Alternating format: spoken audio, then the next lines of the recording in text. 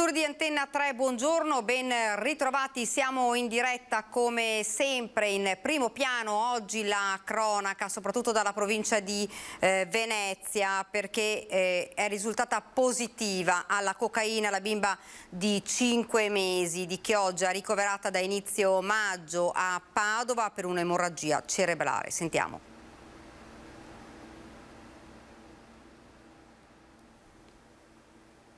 Positiva la cocaina, questo è l'esito del test sulla bimba di Chioggia di 5 mesi ricoverata a Padova. Si ipotizza si sia trovata in un ambiente nel quale i genitori oppure dei conoscenti abbiano consumato la droga. La piccola era stata trasferita dall'ospedale di Chioggia il 9 maggio e ricoverata a Padova appunto nel reparto di pediatria per una emorragia cerebrale e le cui condizioni sarebbero migliorate soltanto in questi ultimi giorni. Le tracce di stupefacente sarebbero state rilevate nei capelli e sulla pelle della piccola. Non deriverebbero da un'assunzione, bensì da un contatto esterno con la sostanza. Sul corpicino della bimba, inoltre, sarebbero stati notati anche dei traumi. Ciò che si vuole chiarire ora è se la neonata sia stata vittima o meno della sindrome del cosiddetto baby shake, ovvero lo scuotimento violento e continuo per farla smettere di piangere, oppure se si sia trattato di una semplice disattenzione. La Procura di Venezia al momento ha aperto un fascicolo senza ipotesi di reato e senza indagati. Ed ora invece torniamo a parlare anche del fatto che è accaduto ieri a Padova, che ha scosso la città. Lo facciamo però insieme all'assessore allo sviluppo economico, l'assessore regionale Roberto Marcato. Buongiorno. Buongiorno, grazie per l'invito. Buongiorno. Assessore, le farei vedere il servizio riguardante un vigilante, insomma una vicenda che sta davvero girando in tutti i social, ma non solo, è una delle vicende che sta facendo discutere davvero tutti. Vediamo il servizio insieme e poi lo commentiamo. Sono arrivato immediatamente, ho sentito le urla di questo ragazzo che era dall'altra parte della strada, che ha detto vieni fuori, perché hai tirato fuori la pistola? E ho visto, perché poi ho buttato l'occhio immediatamente dentro la cabina, dove c'era questo vigilante seduto, era l'autista probabilmente. La scena è ripresa da alcune ragazze di ADL Cobas. Siamo in zona Borgomagno, sono le 12:30. Un ciclista di colore rimprovera l'autista di un furgone della Mondial Pol che sta attendendo il collega entrato in banca per consegnare un pacco proprio sulle strisce pedonali, impedendo il passaggio. Questi, vistosi attaccato, tira fuori la pistola. Il problema era che questi qua erano sopra le strisce pedonali e sopra la ciclabile, proprio sopra, uno spazio dove non si poteva passare. No, e questo ragazzo è arrivato e ha detto spostati, non so in che modo, non c'ero. E mi spostati, e questo qua è andato dall'altra parte della strada e ha tirato fuori la pistola. Attimi concitati, l'ex consigliere padovano Nereo Tiso cerca di sedare gli animi. Questo qua aveva la bicicletta con 2 seggiolini da bambino piccolo, quelli che si attaccano dietro, e non creava nessun disagio a nessuno, nessuna provocazione a nessuno. Bisognava vederlo questo ragazzo. Consegnato il pacco, il furgone ingrana la prima e se ne va. Tiso alzerà il telefono per denunciare l'accaduto chiamando proprio la Mondial Pol, che ha già annunciato che prenderà provvedimenti. Assessore, una vicenda che sicuramente sta facendo discutere, dobbiamo dirlo, una vicenda davvero da chiarire comunque. Sì, appunto, andiamo molto cauti perché io di storie dove si parla di Far West con pistoleri che vanno in giro di notte a terrorizzare le città, ne ho sentite a centinaia e dopo passato un po' la buriana era un nulla di fatto, quindi intanto prima cosa andiamo a verificare i fatti. Dopodiché c'è una differenza sostanziale fra far vedere che hai una pistola in una fondina perché ce l'hai, perché è il tuo lavoro, e puntare la pistola contro qualcuno o addirittura peggio. Quindi insomma anche qua è tutto da verificare. A me sembra molto una cosa che se non ci fosse il ragazzo di colore non ne avrebbe parlato nessuno, perché diciamolo, è questa la verità. Secondo lei quindi, ovviamente, assessore, è proprio questo il punto? Ma sì, è questo il punto. perché si rischia sempre poi il razzismo al contrario, no? E siccome allora c'è il bianco, figlio di Trump, bardato fino ai denti con la pistola che va in giro a terrorizzare la città, e il povero migrante di colore che subisce i soprusi. Il rischio è che si lega così, anzi il rischio non è un rischio, sicuramente lo scalpore è dato da questo. Dopodiché se questo qua, perché il ragazzo che dice spostati che sei sulle strisce pedonali, questo che fa vedere la pistola, è chiaro che non è proprio il massimo, ecco, capiamoci. Però stiamo sui fatti, sulla gradualità del reato, se reato c'è, che cosa ha detto il ragazzo. Beh, insomma, dopo, quando si è in macchina si dicono e si sentono di tutto e di più, quindi sì. Io vado molto cauto, molto cauto. Ecco, Assessore, però anche il fatto solo magari anche di mostrare la pistola anche nella fondina, insomma, si poteva evitare, ecco. Guardi, lei parla con uno che non ha nemmeno il coraggio di toccarla una pistola, proprio non so nemmeno come sia fatta, non so quanto pesa, non ha il coraggio di toccarla, perché le armi mi fanno orrore, tutte le armi, anche quelle che mandiamo in Ucraina, mi fanno orrore tutte le armi. Per cui parla con uno che non sa davvero nemmeno da quale parte si prenda. Però, ripeto, bisogna capire esattamente cosa è successo. Se dopo, di fronte a una richiesta di spostamento del furgone, l'altro risponde mostrando la pistola, è del tutto evidente che siamo di fronte a una sproporzione che va comunque verificata. Però, ripeto, io sto sempre sulla certezza dei fatti, perché far passare subito, immediatamente, che il vigilante è il cattivo e il ciclista è il buono, insomma, so che a tutti quanti piace dividere il mondo in maniera manichea, fra buoni e cattivi, in realtà c'è una zona di grigio che andrebbe sempre contemplata. Assessore, cambiamo anche argomento e torniamo invece a parlare dell'economia, parliamo anche, ne abbiamo parlato con lei anche di recente, della situazione del futuro di Porto Marghera. Sì, ieri ho avuto un incontro con i sindacati, io li ho convocati perché c'è stato un incontro tecnico presso il Ministero dello Sviluppo Economico, fatto fra i tecnici del Ministero, i tecnici delle regioni e i sindacati, e lì si è parlato e si è affrontato il tema della chiusura del cracking, del futuro di Porto Marghera e dei vari investimenti. Adesso, dopo quell'incontro, hanno chiesto a noi delle indicazioni o delle osservazioni. Noi abbiamo fatto delle osservazioni come Regione Veneto. Io ho voluto convocare i sindacati dopo quell'incontro e prima dell'incontro definitivo al Mise, proprio per verificare lo stato dell'arte, cioè se l'accordo di programma per Porto Marghera che ha proposto Eni sia in linea con le aspettative e dei lavoratori e dell'esigenza di un'economia ecosostenibile in quell'area. Sono emerse delle criticità. Allora, diciamo almeno i sindacati così mi dicono, dal punto di vista del saldo, del mero saldo contabile dei lavoratori, l'accordo può andare bene. Restano dei dubbi sulla tempistica esatta dei vari investimenti e sulla fattività poi di questi investimenti. Io credo che, chiariti questi due elementi, si possa arrivare quanto prima a una firma, però vanno chiarite. Quindi adesso io sentirò i due colleghi delle altre due regioni coinvolte, che sono Emilia-Romagna e Lombardia. Dopodiché confezioneremo un testo nostro da consegnare ai 3 presidenti di regione, perché vadano a interloquire con il ministro Giorgetti e arrivare a un testo condiviso che metta tutti nella condizione di immaginare Porto Marghera bello, florido, non fra 2 anni, 3 anni e basta, ma fra 5, 10, 15, 20, 30 anni. Ecco, questa è l'ambizione alta che abbiamo noi.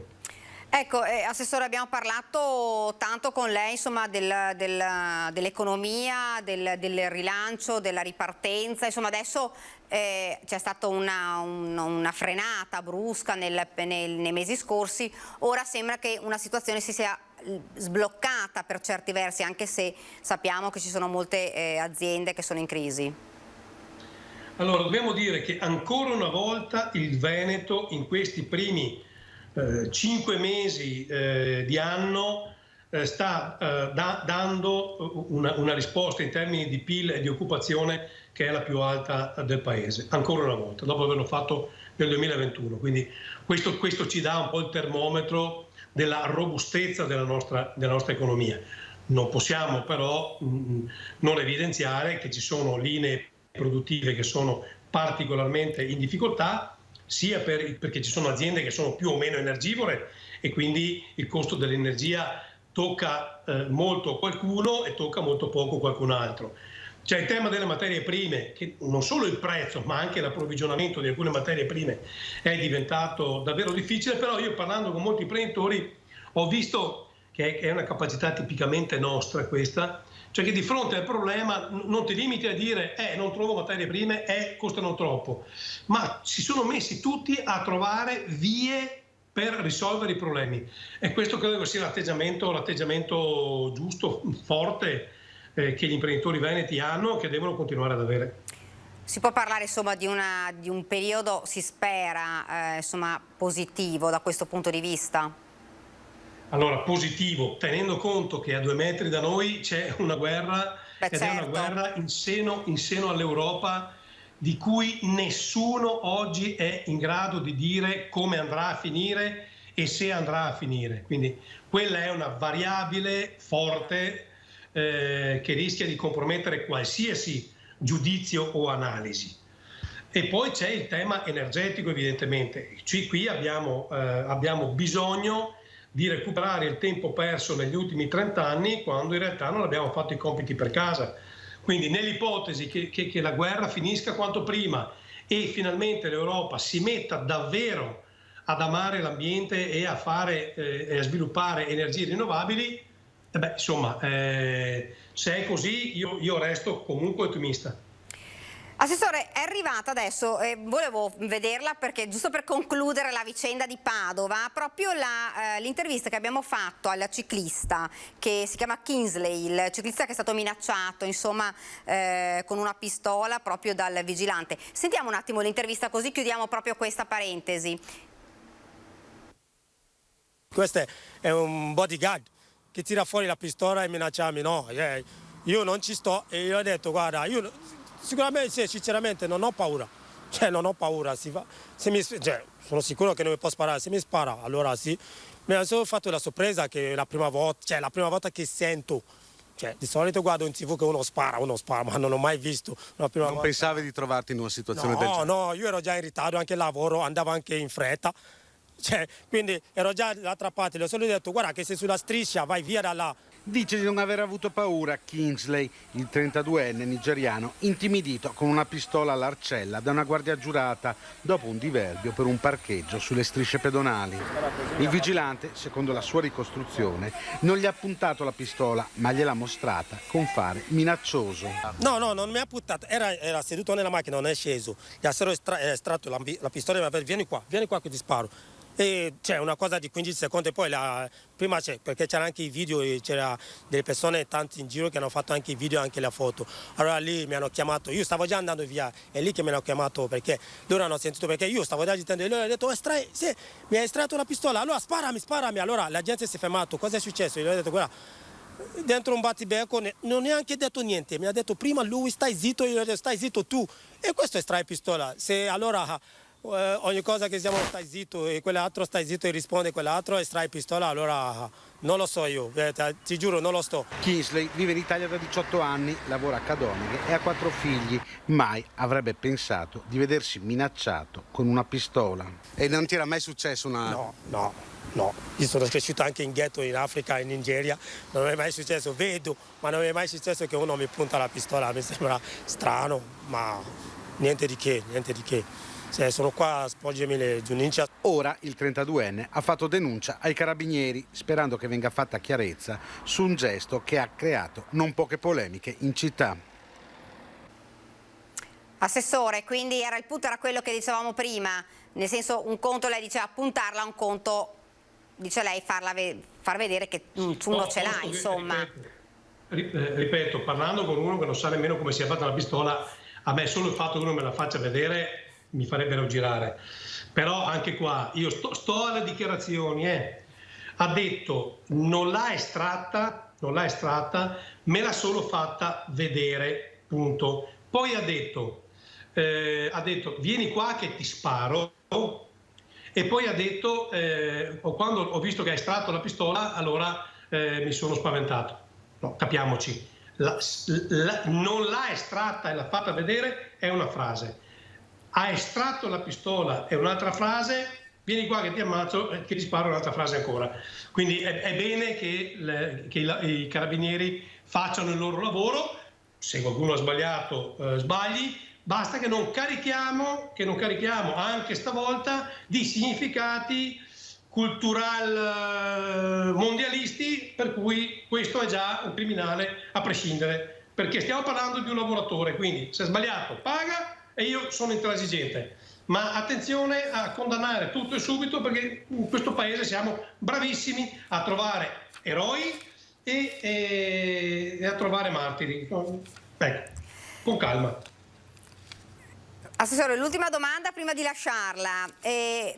Oggi vedevo che il Ministro diceva ci preoccupa, eccolo qua, possibile una nuova ondata a ottobre di Covid, dice ma siamo pronti.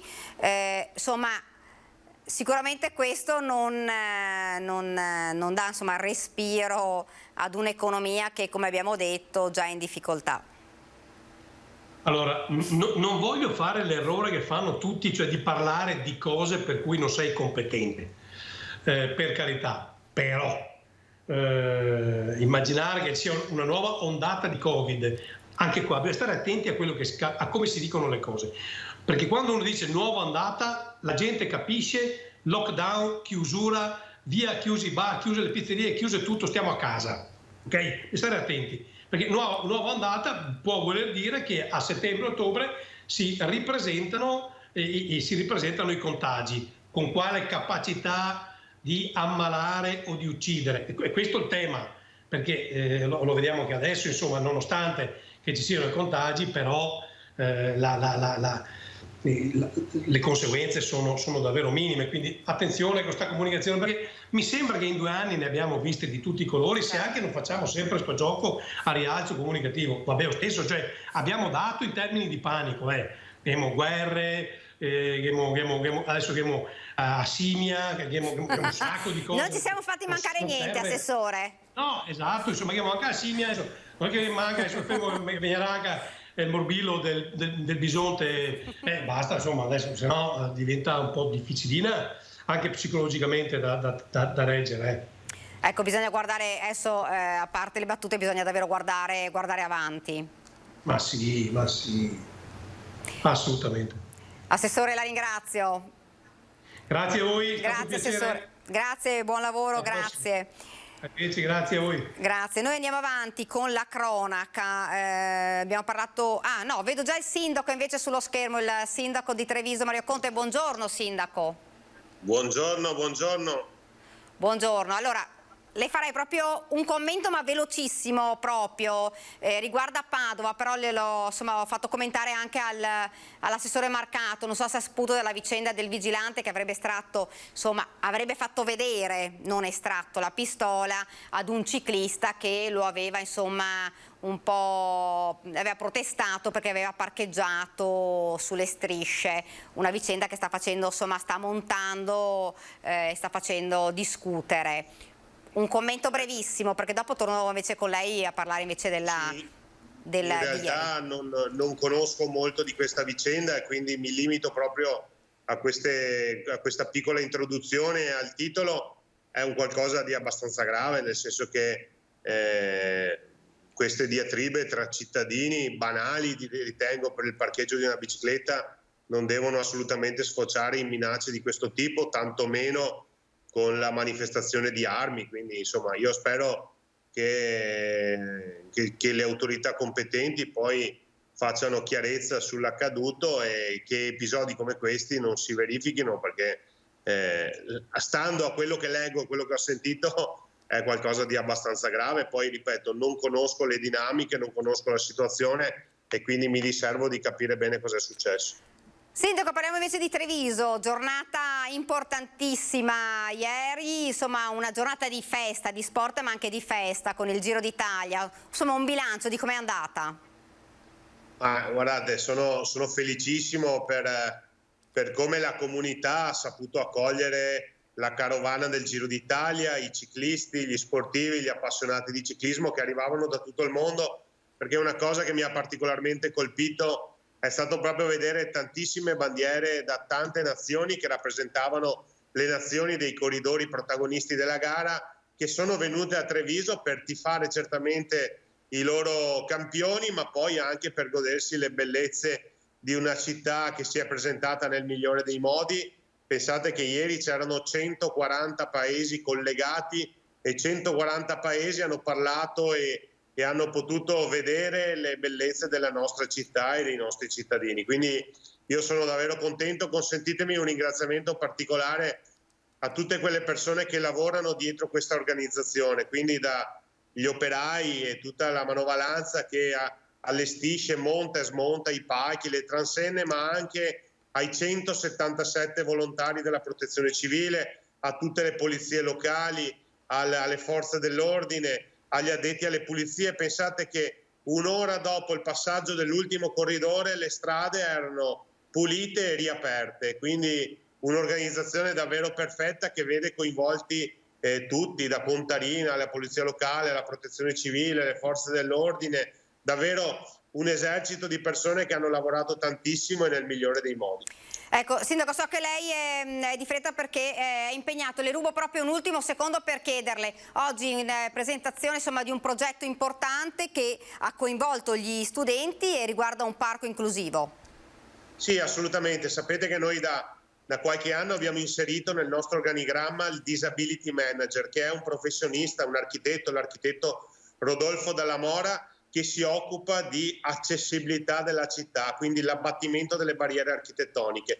Questo progetto che presenteremo oggi riguarda una parte delle mura, è stato fatto in sinergia con l'Istituto Palladio e ha visto proprio i ragazzi, che saranno tra l'altro i nuovi progettisti, progettare insieme all'architetto Rodolfo Dalla Mora un parco inclusivo proprio in corrispondenza delle mura. L'impegno che mi voglio andare a prendere adesso con i ragazzi e con la comunità è quello anche di realizzarlo, visto che abbiamo avuto la fortuna e la bravura di prendere un finanziamento importante attraverso il PNRR che vedrà la riqualificazione delle mura protagoniste. Quindi non soltanto un recupero storico e architettonico delle nostre mura, ma anche un recupero inclusivo che consente l'accessibilità a tutti. È il secondo progetto che riguarda le mura, perché abbiamo da poco ultimato la passerella che di fatto consente a tutti di accedere alle mura storiche, e con questo parco inclusivo progettato appunto dagli studenti dell'Istituto Palladio unitamente al nostro Disability Manager facciamo un altro passo in avanti verso l'accessibilità e l'inclusività di una città, la città di Treviso, che vuole sempre essere più accogliente nei confronti di tutti. Ecco, posso chiedere la tempistica per la realizzazione di questo parco e dove sarà? Ma il progetto è pronto, di fatto, perché oggi lo presenteremo. I fondi stanno arrivando perché sono quelli del PNRR e si trovano nei bastioni proprio in corrispondenza dell'Istituto Stefanini, dove c'è l'accesso anche alla Treviso, delle mura per la Treviso sotterranea. Quindi lo potrete vedere già nei prossimi giorni. Cercheremo di pubblicare questo progetto, perché io tra l'altro ci ho dato una sbirciatina ed è davvero, davvero molto bello ed evidenzia una grande sensibilità delle future generazioni di progettisti, che ringrazio, perché ricordo che il presente e il futuro delle nostre comunità è in mano ai più giovani, e quei giovani che ogni tanto critichiamo un po' troppo veemente invece oggi hanno dato dimostrazione di una grande professionalità, anche se professionisti ancora non lo sono. Ecco, Sindaco, lo stava dicendo lei, l'importanza di coinvolgere proprio i giovani, gli studenti in progetti come questi. Assolutamente sì, e poi la sinergia col disability manager, che ricordo essere un architetto che vive il disagio della sedia a rotelle in prima persona, perché è un progettista che ha delle disabilità, è un qualcosa di straordinario per i ragazzi, per il disability, per la città e per la nostra comunità, perché toccare con mano quelli che sono i problemi di alcuni nostri cittadini significa andare oltre la normativa, cioè non limitarsi a pulirsi la coscienza attraverso il rispetto della normativa, ma entrare proprio praticamente in quelle che sono le esigenze delle persone che hanno delle disabilità, che possono essere permanenti o temporanee. Sindaco, la ringrazio, grazie davvero. Grazie a voi. Consentitemi, lo faccio sempre, però lo faccio sempre con il cuore, di ringraziare anche tutti i giornalisti, in particolare quelli di Antena 3 Nord-Est, perché se ieri il Giro d'Italia è entrato nelle case di tutti i nostri cittadini, anche quelli che purtroppo magari avevano qualche problemino nel muoversi, è grazie al vostro grande lavoro, perché avete seguito la carovana del Giro dalla partenza alla mattina, alla preparazione, fino ai festeggiamenti finali della sera, consentendo a tutti i nostri cittadini di essere protagonisti insieme a noi. Grazie a lei, Sindaco, grazie davvero. Grazie, buon lavoro. Buona giornata. Grazie. Noi andiamo avanti invece con la cronaca, ne avevamo parlato prima, l'ennesimo incidente stradale, ormai insomma è un bollettino quello che registriamo ogni giorno, è accaduto a Villorba ieri sera, uno schianto, una ragazza di Carbonera che ora è in fin di vita. Lotta tra la vita e la morte in terapia intensiva. Sono ore drammatiche per la famiglia di una 29enne di Carbonera che ieri sera è uscita di strada con la sua auto a Villorba, ribaltandosi e schiantandosi contro una centralina del gas. Il terribile incidente è avvenuto in via Capitello. In base a una prima ricostruzione, la Fiat Punto guidata dalla ragazza si stava dirigendo da Villorba verso la Pontebana quando, per cause in corso di accertamento, la 29enne ha perso il controllo della vettura che è uscita fuori strada ribaltandosi. A chiamare i soccorsi i residenti che hanno sentito il tremendo botto. La giovane è stata soccorsa dai sanitari del SUEM 118, rianimata sul posto e trasportata d'urgenza all'ospedale Cafoncello di Treviso in condizioni molto gravi.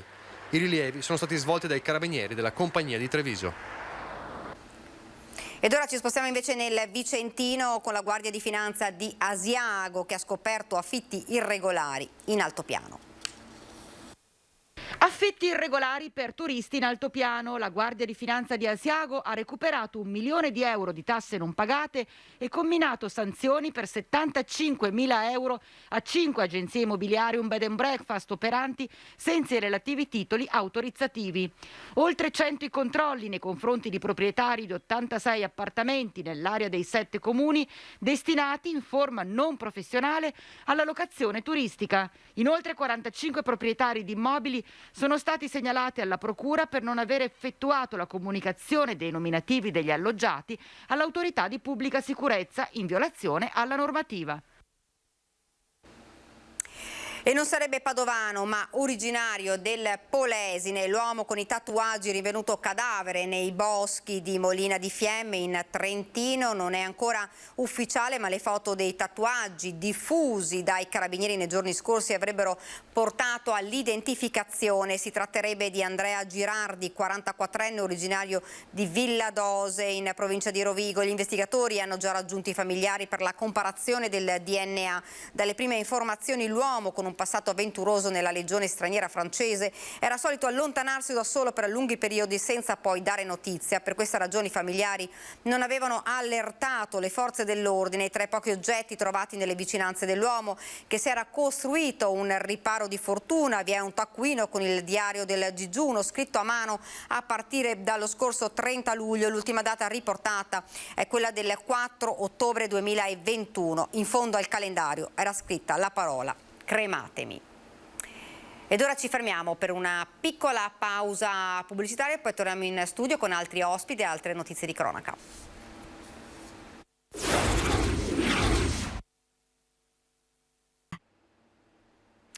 Siamo tornati nuovamente in diretta ed ora ci spostiamo a Venezia, dove c'è stata una protesta dei pescatori di Chioggia per quanto riguarda il caro gasolio. Per noi sul posto Filippo Fois e Sandro Ponchio. Filippo, buongiorno.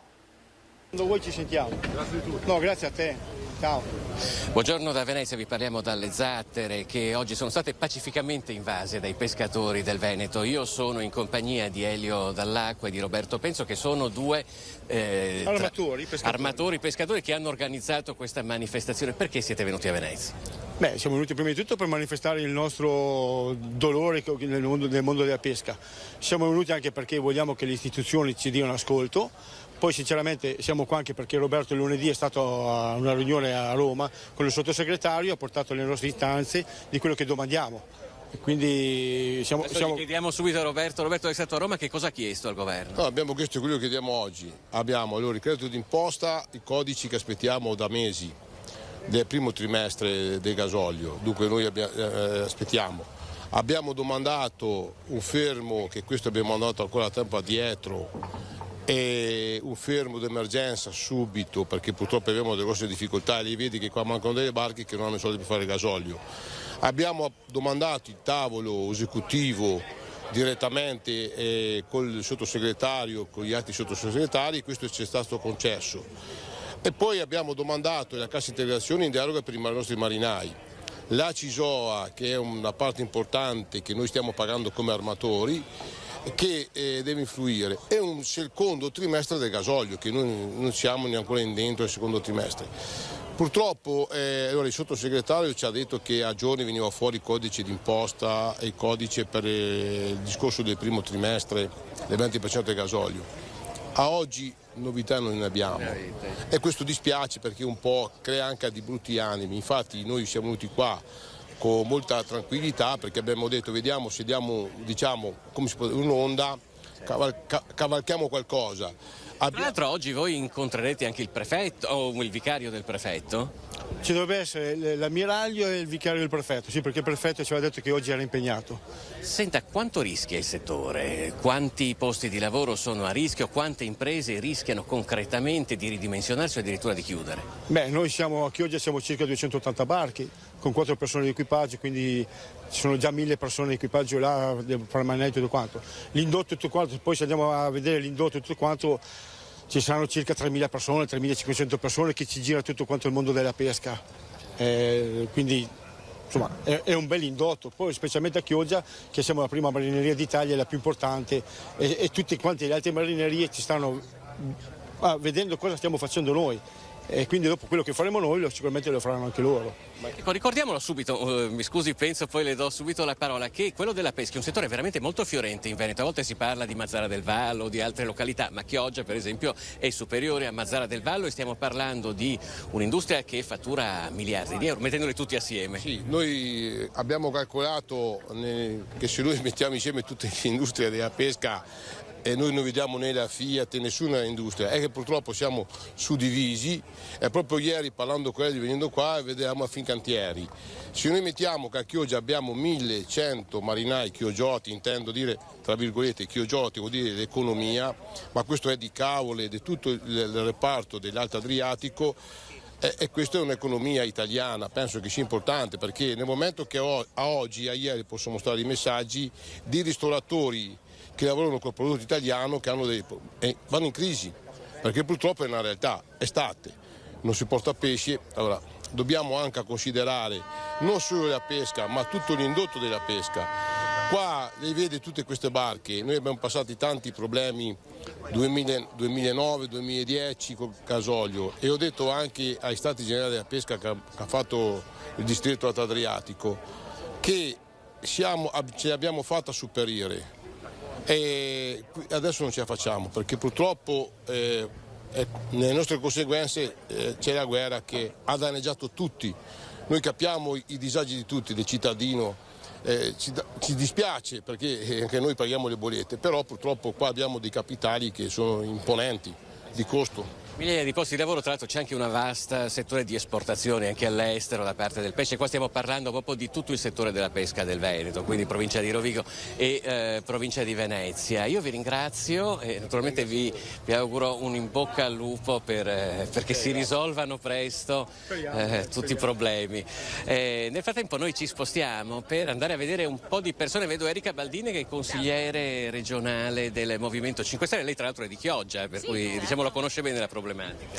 Insomma, seguo da anni questo settore, sono tutti amici, i pescatori, e oggi manifestano per qualcosa di importante, perché con quei prezzi del gasolio non si può andare avanti.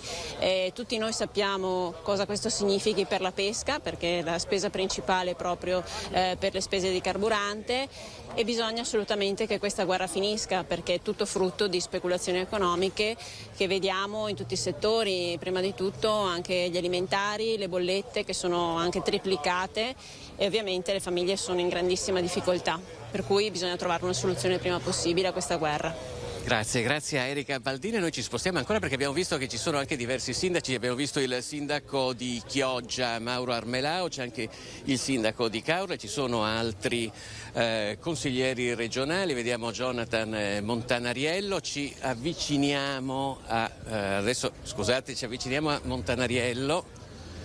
Montanariello, siamo in diretta. Prego. Anche lei ha portato la solidarietà, e anche lei è chioggiotto, Partito Democratico, diciamo, per i nostri telespettatori.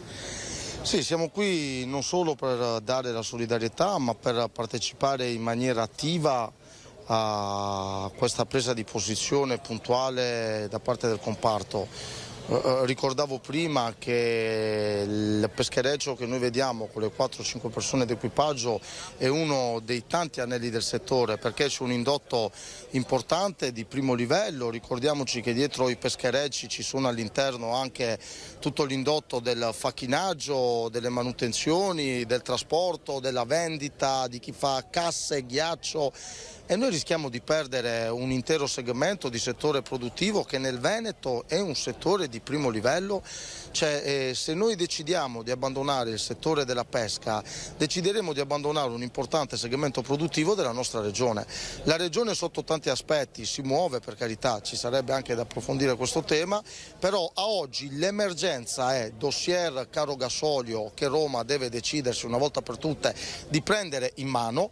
Le altre volte la pesca si metteva in piedi da sola, passava la crisi, riprendeva tutto, si ripartiva. C'è bisogno di un aiuto, lo chiediamo anche visto che qui abbiamo un rappresentante della maggioranza in Consiglio regionale che è Marco Tolfin della Lega. Che cosa si può fare dalla Regione? È chiaro che questa è una partita che si gioca a livello governativo, ma la Regione può fare qualcosa? Allora, essere prima di tutto sul pezzo e lo sta dimostrando.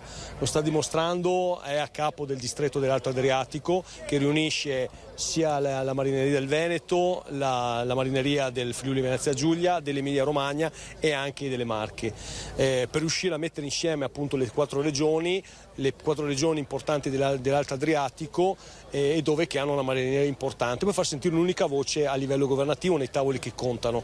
La regione si sta muovendo ovviamente, come diceva il collega, su dinamiche che sono molto legate sia a livello nazionale che a livello internazionale. A livello internazionale sappiamo, a livello europeo, le varie direttive, le varie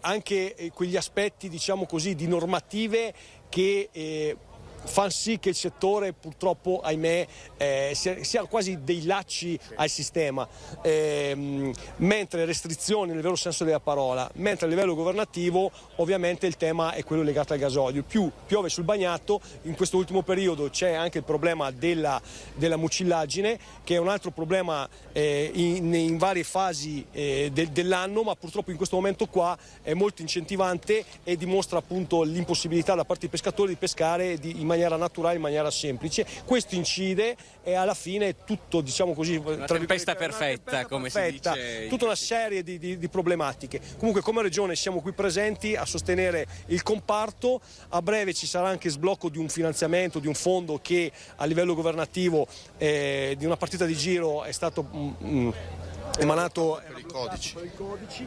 Speriamo di riuscire a sbloccarlo in modo tale che ci possa essere comunque una boccata d'ossigeno per un periodo medio-breve, ma che comunque possa essere utile fino magari ad arrivare al fermo pesca e nel frattempo avere qualche risposta anche a livello governativo. Ringraziamo sia Dolfin che Montannariello, consiglieri regionali per la Lega e per il Partito Democratico. Io farei fare un'ultima battuta anche al sindaco di Chioggia, Mauro Armelao, che vediamo qui. Scusate un istante, siamo in diretta, vi rubo un istante solo. Il sindaco, sindaco, oggi siete diverse fasce tricolori, abbiamo visto anche quella di Caorle, perché è troppo importante questo settore per lasciarlo morire in questa maniera. Per Chioggia è importantissimo, perché molti pensano che sia solo un problema, no, è un problema di pescatori, ma non sappiamo, o meglio forse non capiscono che il problema di pescatori si ripercuote su tutta la forza economica della nostra città, perché pensiamo al turismo adesso, ai chioschi, agli alberghi, ai stabilimenti balneari, ai ristoranti, ai bar, alle cicchetterie di Rivavena, vivono anche col prodotto ittico, no? Quindi il problema della pesca si trascina e si ripercuote su tutta l'economia della nostra città, che è legata anche ovviamente al turismo. Grazie a Mauro Armelao, sindaco di Chioggia. Per ora direi che da Venezia è tutto, vi restituiamo la linea. Grazie davvero a Filippo Fois e Sandro Ponchio, grazie anche ai suoi ospiti. Ovviamente continueremo a parlare di questa protesta nel corso dei nostri telegiornali di Venezia e del Veneto di questa sera. E noi continuiamo con la cronaca dalla provincia di Treviso, il lutto a Tarso per la morte di un 52enne noto, chef che da anni lavorava in Germania ma non aveva mai interrotto i contatti con la sua comunità. L'ultima visita nella sua Tarso risale allo scorso novembre, quando era andato a trovare la madre. Adesso il ritorno in Italia è per l'addio al suo sorriso. Domani a Corbanesi i funerali di Michele Dal Colla, chef 52enne che da 30 anni si era trasferito in Germania, ad Hockenheim, vicino al circuito di Formula 1, sport del quale era molto appassionato. Lo scorso 27 marzo era stato ricoverato in ospedale dopo un malore che gli aveva causato un grave scompenso respiratorio. A stroncare il 52enne però sarebbe stata un'infezione virale che dopo 6 settimane di coma farmacologico lo ha visto soccombere, gettando nella disperazione i suoi familiari. Prima del malore dello scorso marzo il 52enne aveva avuto problemi cardiaci in passato, ma le sue condizioni sembravano buone prima della tragedia. La salma di Dal Colla è stata cremata in Germania. Domani alle 15 l'addio della comunità di Tarso. Ed ora invece ci spostiamo a Padova, dove parliamo della proposta del PD Veneto per rendere efficace l'orientamento scolastico. Ci colleghiamo in diretta con la nostra Valentina Visentin, che la vedo già sullo schermo. Buongiorno Valentina. Buongiorno Daniela, infatti parte ufficialmente da oggi la campagna del Partito Democratico Veneto a favore del cosiddetto orientamento attivo, una proposta che il Partito Democratico vuole portare in regione per sostenere i tanti studenti e soprattutto per migliorare la qualità del lavoro. Ma ci spiega tutto il segretario regionale del Partito Democratico Andrea Martella. Con questa proposta vogliamo fare in modo che si incroci la domanda e l'offerta di lavoro. Vogliamo fare in modo che le imprese trovino lavoratori. Sappiamo che in questo momento anche nella nostra regione questo è un problema. Vogliamo fare in modo che gli studenti possano avere un orientamento attivo, a cominciare dalle scuole superiori, verso quelle aziende, quelle imprese che possano poi, garantendo la loro formazione, garantire anche un contratto, quello dell'apprendistato, che favorisca l'ingresso nel mondo del lavoro. Insomma, si tratta di accorciare i tempi, si tratta di affrontare e contrastare il fenomeno della dispersione scolastica e di fare in modo che i giovani formati adeguatamente rimangano nella nostra regione e possano essere, diciamo, la linfa vitale del nostro sistema produttivo. Insomma, anche un modo per incrociare la necessità di tante imprese di trovare lavoratori e questa è la domanda che paradossalmente a volte sembra mancare, ma c'è, perché effettivamente ci sono tanti ragazzi che sono nel limbo del non studio e non lavoro. Proprio a causa di scelte magari di orientamento passive o sbagliate. E quindi questo è un modo per invece dare anche la possibilità agli studenti di non sbagliare, perché anche in Veneto ci sono studenti, c'è la dispersione scolastica, ci sono ragazzi che non studiano e non lavorano. In questo modo io credo che si riempia questo vuoto. È una proposta della quale stiamo parlando con le organizzazioni economiche e produttive, con le forze sindacali della nostra regione e che vogliamo diventi una vera e propria campagna da fare tutto il Veneto. Abbiamo l'ambizione che diventi anche una campagna nazionale. Proporremo anche al Ministero del Lavoro delle modifiche normative all'attuale legislazione che ci possono permettere che l'apprendistato diventi proprio la forma di ingresso nel lavoro privilegiato. E dalla sede del Partito Democratico è tutto, restituisco la linea allo studio. Grazie davvero a Valentina Visentini, grazie anche al tuo ospite Andrea Martella. Noi andiamo avanti e continuiamo con la cronaca. Sono stati sorpresi mentre armeggiavano con attrezzi da scasso vicino a delle moto in sosta. 2 sono le denunce, siamo nel Vicentino. Armeggiavano con fare sospetto nei pressi di alcune moto in sosta in via Fermi a Vicenza. Così i residenti hanno allertato i carabinieri. Intervenuti dalla stazione di Barbarano Mossano hanno rintracciato 2 senza fissa dimora, entrambi con precedenti. Un tunisino 41enne e un algerino 45enne. A seguito dei controlli li hanno trovati in possesso di un coltello, 3 tronchesi, tagliabulloni, un martello frangivetro, una tenaglia e 6 forbici. Il tutto è stato sequestrato, i 2 sono stati denunciati per porto abusivo di armi. I controlli straordinari del territorio da parte delle forze dell'ordine in città e nel comune di Montecchio Maggiore, sempre nel Vicentino. Un cittadino dello Sri Lanka di 54 anni è stato accompagnato alla frontiera dagli agenti della questura di Vicenza. L'uomo, solito a bivaccare nella zona di Corso San Felice, era privo di titoli di permanenza nel nostro paese e per questo verrà rimpatriato nei prossimi giorni. È solo uno dei provvedimenti disposti dal Questore a seguito dei controlli straordinari del territorio eseguiti ieri sera nel comune di Vicenza e in quello di Montecchio Maggiore. Obiettivi: il contrasto alla microcriminalità e in particolare allo spaccio di droga. 105 le persone controllate, 579 i veicoli e 2 esercizi pubblici. Disposti 6 avvisi orali, 6 fogli di via obbligatori, 7 ordini di allontanamento dal territorio nazionale e 4 revoche del permesso di soggiorno.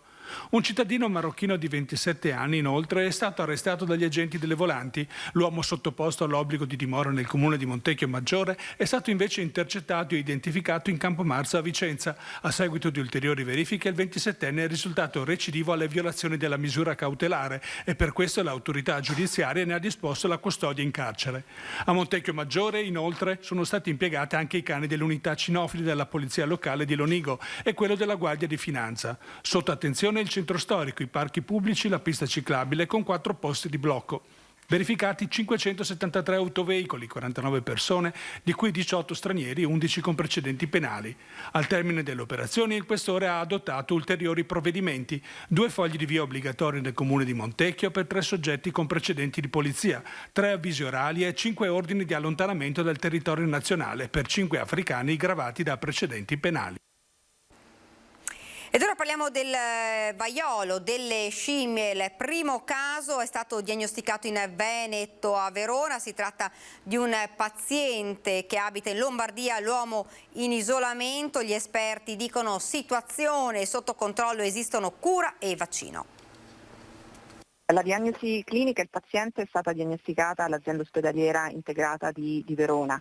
Il Negrar ha confermato la diagnosi in laboratorio. Il primo caso di vaiolo delle scimmie rilevato in Veneto, 8º in assoluto in tutta Italia, è quello di un paziente che abita in Lombardia, dove si trova ora in isolamento, ma frequenta spesso la nostra regione e di recente è rientrato da uno dei paesi africani a rischio. All'insorgere dei primi sintomi sospetti, il 24 maggio è stato sottoposto a consulto da remoto attraverso la telemedicina dalla professoressa Evelina Tacconelli. Insorto il sospetto che si potesse trattare del vaiolo delle scimmie, 24 ore dopo l'uomo è stato visitato con tutte le precauzioni del caso in presenza.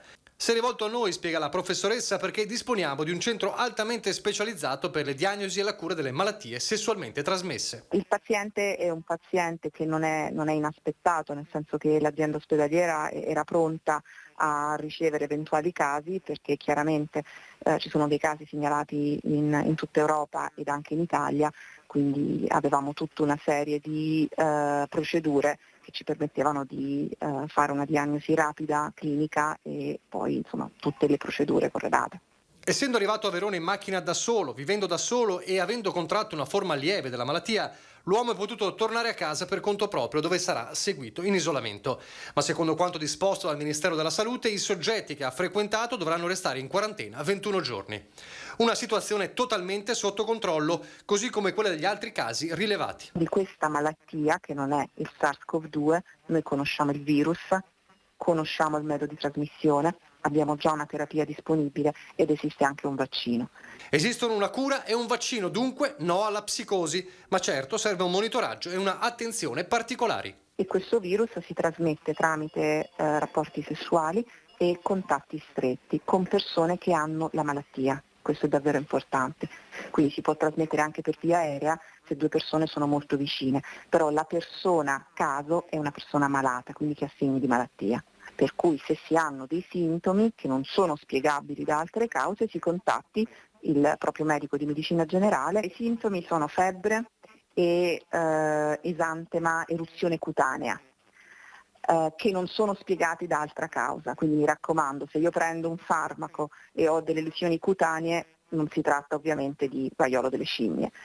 Dopo qualche giorno si hanno anche dei linfonodi a livello prevalentemente inguinale, e poi si dà la trasformazione di queste lesioni cutanee in lesioni che sembrano delle vescicole. Questa è l'evoluzione della malattia. In 2-4 settimane la maggior parte dei casi guarisce da sola.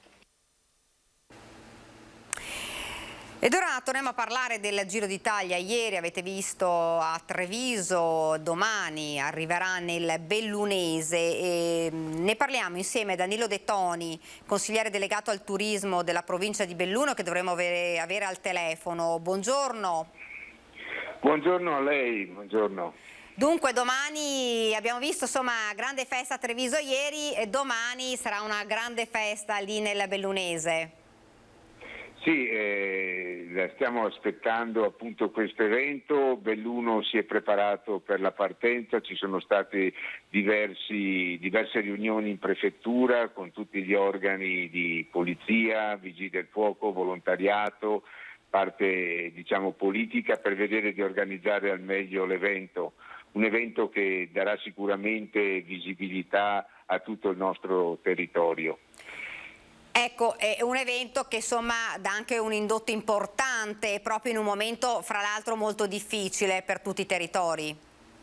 Beh, sicuramente è un evento importante che è all'inizio di una stagione estiva che ci auguriamo sia una stagione del rilancio del turismo dopo 2 anni di pandemia. Diciamo che i presupposti sono buoni perché già abbiamo sul territorio turisti anche stranieri, parliamo di spagnoli, tedeschi e francesi, venuti anche con le biciclette, quindi c'è un grande fermento, grande frenesia e appunto voglia di riscoprire un po' il turismo estivo in serenità. Ecco, si parlava appunto di turismo, abbiamo visto insomma che si ricomincia davvero a parlare di turisti, lei ci ha detto adesso insomma si cominciano anche a vedere un'estate che insomma promette bene. Sì, diciamo dalle notizie che mi stanno arrivando, come ho detto poco fa, diciamo in questo momento stiamo avendo turisti stranieri e gli appartamenti sono richiesti, soprattutto agli appartamenti in questo momento perché lo straniero forse ha bisogno di potersi muovere, di avere un po' più di libertà nelle sue giornate. Alcuni alberghi sono già aperti, altri apriranno subito dopo la metà di giugno. Prenotazioni ne stanno arrivando sia per appartamenti che per alberghi per il clou della stagione, quindi parliamo di luglio e agosto, però auspico che la stagione venga allungata perché soprattutto gli stranieri ci hanno fatto capire che vogliono scoprire il nostro territorio non solo nei 2 mesi estivi ma anche nel periodo diciamo autunnale, perché abbiamo delle zone che possono essere veramente viste e seguite anche in questa stagione. La stagione difatti, le stagioni in montagna non devono essere solo i 3 mesi invernali e i 2 mesi estivi, ma deve svilupparsi anche, non diciamo sui 12, ma almeno sui 10 mesi dell'anno. Ecco, un'ultima domanda. Abbiamo visto il Ministro diceva c'è una possibile nuova ondata ad ottobre di Covid. Questo può preoccupare? ma diciamo che un po' alla volta ci stiamo abituando a convivere con questo virus. Sicuramente si è attenuato. Io mi auguro che non sia così, cioè il Ministro giustamente sta avanzando delle preoccupazioni, l'abbiamo visto comunque anche l'anno scorso, che quando è arrivato il mese di settembre-ottobre si sono cominciati a rivedere dei casi di Covid che poi sono esplosi anche nei mesi successivi. Come dicevo, da quello che ho capito il virus è attenuato come diciamo aggressività. Se arriverà cercheremo di essere preparati un po' tutti, se sarà da fare delle vaccinazioni le faremo. La ringrazio, grazie davvero. Grazie a lei e buon lavoro. Grazie, buon lavoro anche a lei. Noi ci spostiamo invece a Vicenza perché io vedo proprio sullo schermo la nostra Luisa Bertini che ci parla del maltempo, lo stato di crisi l'abbiamo visto ieri e ora la conta dei danni. Luisa, buongiorno. Sì, buongiorno a te, buongiorno ai nostri telespettatori. Sì, ieri il Presidente Zaia ha dichiarato lo stato di crisi anche per quello che riguarda il territorio vicentino e i comuni più danneggiati. Da oggi, come anticipavi, la conta dei danni. I comuni più danneggiati, riassumo, sono Arzignano e Montecchio, perché ad Arzignano l'abbiamo visto anche dalle immagini, le strade sono diventate dei fiumi di ghiaccio per tutta la grandine che è caduta, ovviamente tombini ostruiti e i primi piani di alcune case sono rimasti allagati. A Montecchio il vento forte, oltre alla grandine e alla pioggia, ha scoperchiato anche il tetto di una palazzina e 2 famiglie residenti nell'ultimo piano sono state evacuate, ma i danni di cui appunto, come anticipavi tu, si fa la conta sono i danni soprattutto relativi all'agricoltura. A Chiampo, nella zona diciamo di confine tra i 2 comuni, Chiampo e Arzignano, ad essere stati danneggiati sono i vigneti e sono soprattutto le coltivazioni di ciliegie. Ricordo che Chiampo è molto conosciuta per una tipologia particolare di ciliegia che è la Durona del Chiampo e che in questa fase è in procinto di essere raccolta, quindi diciamo molti degli agricoltori hanno avuto questo tipo di difficoltà. La grandine è stata a macchia di leopardo, per cui è anche difficile diciamo, localizzare una zona precisa. Ripeto, nei comuni di confine tra Chiampo e Arzignano le coltivazioni più colpite sono in contrade Galli e Moschini, dove è stato di fatto compromesso il raccolto per tutta la grandine che è caduta. Si parla di una stima, ma stime sono appunto approssimative, di 400 quintali di ciliegie danneggiate. Luisa, grazie davvero. Grazie a voi. Grazie, buon lavoro. Noi adesso vorrei darvi lettura del bollettino regionale perché insomma parliamo anche del Covid che abbiamo sentito già insomma più volte, insomma un virus che non è passato, che ancora circola fortunatamente in maniera meno importante rispetto a prima. Ne abbiamo parlato anche con il Ministro, poi vi do lettura anche della notizia che dice potrebbe esserci una nuova ondata d'autunno. Dunque sono 1455 nuovi casi di Covid-19 registrati in Veneto nelle ultime ore, un ulteriore calo rispetto alla giornata precedente. Il totale delle infezioni in regione è di 1.749.352. Il bollettino regionale segnala anche 8 decessi con il totale che sale purtroppo a 14.684. Prosegue la discesa invece dei dati sanitari con 30.901 attuali positivi in isolamento con un meno 1.176, mentre negli ospedali scendono sia i pazienti dei reparti medici 570 meno 24 che delle terapie intensive che sono 34 con un meno 3. La campagna vaccinale registra 769 dosi somministrate ieri in regione, in prevalenza 711 terze dosi, come ormai siamo abituati a dirvi proprio in queste edizioni. Abbiamo parlato di una possibile nuova ondata ad ottobre. È possibile che ci sia una nuova recrudescenza del virus Covid, ma oggi rispetto ad un anno fa lo scenario è cambiato ed oggi la gran parte dei nostri cittadini ha comunque una protezione derivante dal vaccino. Dobbiamo ovviamente continuare con prudenza e senso di responsabilità e farci trovare pronti nell'eventualità ci fosse bisogno di un nuovo intervento sulla campagna vaccinale o su altre misure. Mi pare che questi 2 anni di gestione del Covid ci abbia dato qualche esperienza che ci permette di affrontare il futuro con una serenità maggiore, così il sottosegretario alla salute Andrea Cista. Sentiamo queste dunque le notizie per quanto riguarda il Covid.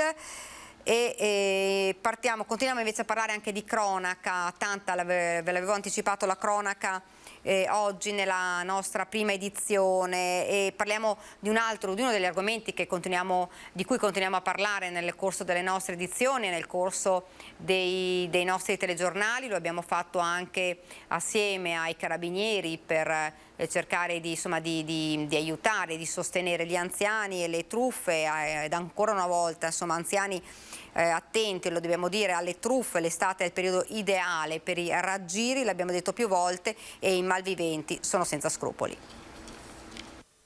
Si è presentato come tecnico acqua e gas che doveva riparare una perdita. Ha convinto una signora di 71 anni di Chiesa Nuova a mettere in salvo tutti i suoi gioielli e i contanti in un sacchetto perché non si rovinassero. Ma alla fine del sopralluogo in casa la signora si è accorta che il sacchetto non c'era più e non le è rimasto che chiamare il figlio e la polizia. Prevenire da sempre è meglio che dover rimediare. La Polizia di Stato con i suoi agenti e i suoi dirigenti ha informato anziani e persone sole su come evitare di diventare vittime di una truffa. Per esempio, fuori dal loro supermercato di fiducia. Cerchiamo di aiutare le persone a capire che è meglio non entrare in contatto con questi possibili truffatori, proprio perché sono così bravi a volte che riescono a raggirare un po' chiunque. È la campagna Truffe, impariamo a riconoscere il problema per agire in sicurezza, promossa da Aspiag Service Despar in collaborazione con la Polizia di Stato. Il pieghevole distribuito suggerisce su cosa fare per evitare i truffatori e cosa soprattutto non fare. La prevenzione più efficace è quella di non avvicinarsi a sconosciuti, di non dare confidenza a chi non si conosce, anche se apparentemente si presenta ben vestito, affabile nei modi, gentili. A volte sono le donne che avvicinano, quindi sicuramente più rassicuranti. E la prevenzione principale è questa, di non aprire le porte di casa a chi non si conosce, di non avvicinarsi in strada, se si è da soli soprattutto. Abbiamo parlato del maltempo, l'abbiamo fatto con la nostra Luisa Bertini, ne parleremo ancora poi con la Coldiretti di Venezia. Tanti danni alle colture abbiamo visto, e abbiamo parlato dei cambiamenti climatici, perché la situazione, dicono, è sempre più preoccupante, bisogna trovare delle soluzioni immediate. L'assessore regionale all'agricoltura Canera ha detto siamo in grossa difficoltà nel reperimento dell'acqua, o ne abbiamo troppa o in poco tempo, come abbiamo visto le famose bombe d'acqua nel territorio, oppure non ne abbiamo per niente per diverso tempo. Sentiamo. I venti atmosferici degli ultimi mesi sono l'esempio di come il cambiamento climatico stia mettendo in grande difficoltà il territorio per quanto riguarda il reperimento dell'acqua. O si registra una siccità per un lungo periodo di tempo, oppure arrivano, come negli ultimi giorni, delle vere e proprie bombe d'acqua che provocano danni importanti. Bisogna dire che la Regione Veneto già da 10 anni investe molto, 93 milioni di bilancio regionale, oltre 400 milioni grazie all'utilizzo di fondi nazionali, quindi i nostri consorzi di bonifica hanno potuto, grazie alla loro progettualità, portare a casa parecchi soldini. Ora abbiamo altre 2 sfide importanti, il PNRR e nuovi bandi nazionali, dove contiamo in tutto di portare a casa altri circa 60 di milioni. Fondamentale intervenire tutti insieme per arrivare ad una soluzione. Abbiamo presentato 130 milioni di euro di progetti di studi di fattibilità tecnico-economica nel PNRR, speriamo di vederceli finanziati, sono andati tutti a bando, con i quali facciamo degli interventi di ristrutturazione nelle città. Poi ci sono i rialzi degli argini, perché qui siamo sotto il livello del mare ed è fondamentale non essere soggetti alle mareggiate. La Regione sta inoltre mettendo in cantiere un'altra importante sfida. Ci stiamo adoperando, io con il collega Bottacin dell'ambiente, per il riutilizzo per esempio delle cave dismesse, in maniera tale che queste cave possano essere dei bacini di accumulo che ci consentono appunto di trattenere l'acqua quando ce n'è molta e utilizzarla nei momenti di siccità. E dopo il violento maltempo della scorsa notte in tutta la pedemontana del Grappa, in 3 le province, l'abbiamo detto più volte, colpite, che sono quella di Venezia, Vicenza e Treviso, il presidente della regione Luca Zaia ha dichiarato lo stato di crisi, ingenti danni alle colture locali che secondo le prime stime arriverebbero fino a diversi milioni di euro. È una tempesta perfetta, nel senso che è arrivata in un momento in cui ci sono in campo praticamente tutte le colture ancora. Ci sono ancora le autunno-vernine che sono ormai pronte alla raccolta e di conseguenza sono state martoriate le spighe e il grano è andato. C'è il mais che è alla sua prima fase vegetativa, è stato martoriato, di conseguenza ha poca possibilità di fare frutto come si dovrebbe. Stesso destino anche per viti e frutteti, alberi completamente martoriati, danni irrecuperabili sia all'ambiente ma soprattutto all'economia dell'intero settore agricolo. L'agricoltura è sempre stata abituata a rialzarsi. Il problema è che non è semplice e non è semplice soprattutto perché oltre al maltempo si aggiunge una situazione di mercato e politico-sociale impossibile. Si vede che qui l'unica cosa possibile da fare bisogna andare lento, macinarlo, arare, concimare di nuovo, fresare, praticamente rifare tutte le lavorazioni e riseminare. Una macchina, quella dall'agricoltura, che non può fermarsi a nessun costo. Lei ha appena detto l'agricoltura come farà a rialzarsi. L'agricoltura bene o male si è sempre rialzata, ma ci ha lasciato sul campo parecchi morti. Ed ora parliamo invece di vacanze sicure per questa estate 2022 con i braccialetti gialli salvavita dell'ULSS 3 Serenissima, presentati a Chioggia, capofila d'Italia. Col progetto Vacanze Sicure abbiamo reso la spiaggia di Sottomarina e Isola Verde particolarmente presente e sicura.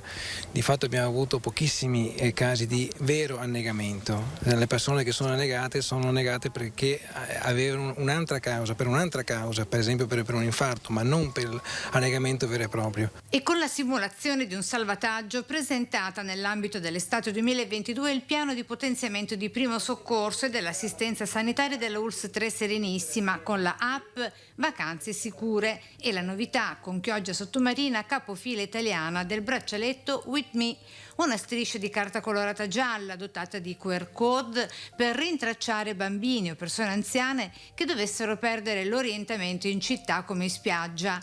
70.000 da giugno braccialetti gialli presenti nelle spiagge di tutta l'ULSS 3, da Isola Verde fino al Lido di Venezia. Qui abbiamo una rappresentanza importante del SUE, una delle grandi dei compiti che hanno è di far arrivare rapidamente il conoscere il territorio e soprattutto avere anche gli strumenti, la geolocalizzazione, il modo di poter identificare dove esattamente si deve intervenire è proprio uno strumento salvavita, ma ancor più di altri strumenti che oggi la tecnologia ci mette a disposizione come sanitari. Attivi non appena ci sarà l'ok dell'ENAC anche i droni bagnino per il salvataggio e la sicurezza in mare, capaci di trasportare il salvagente e lanciarlo in prossimità della persona che chiederà aiuto. Quindi i quad, il potenziamento dell'elisoccorso e del motosoccorso e la novità a tutela di famiglie e bambini con il pronto soccorso odontoiatrico. Aperto praticamente per le emergenze odontoiatriche, sappiamo che d'estate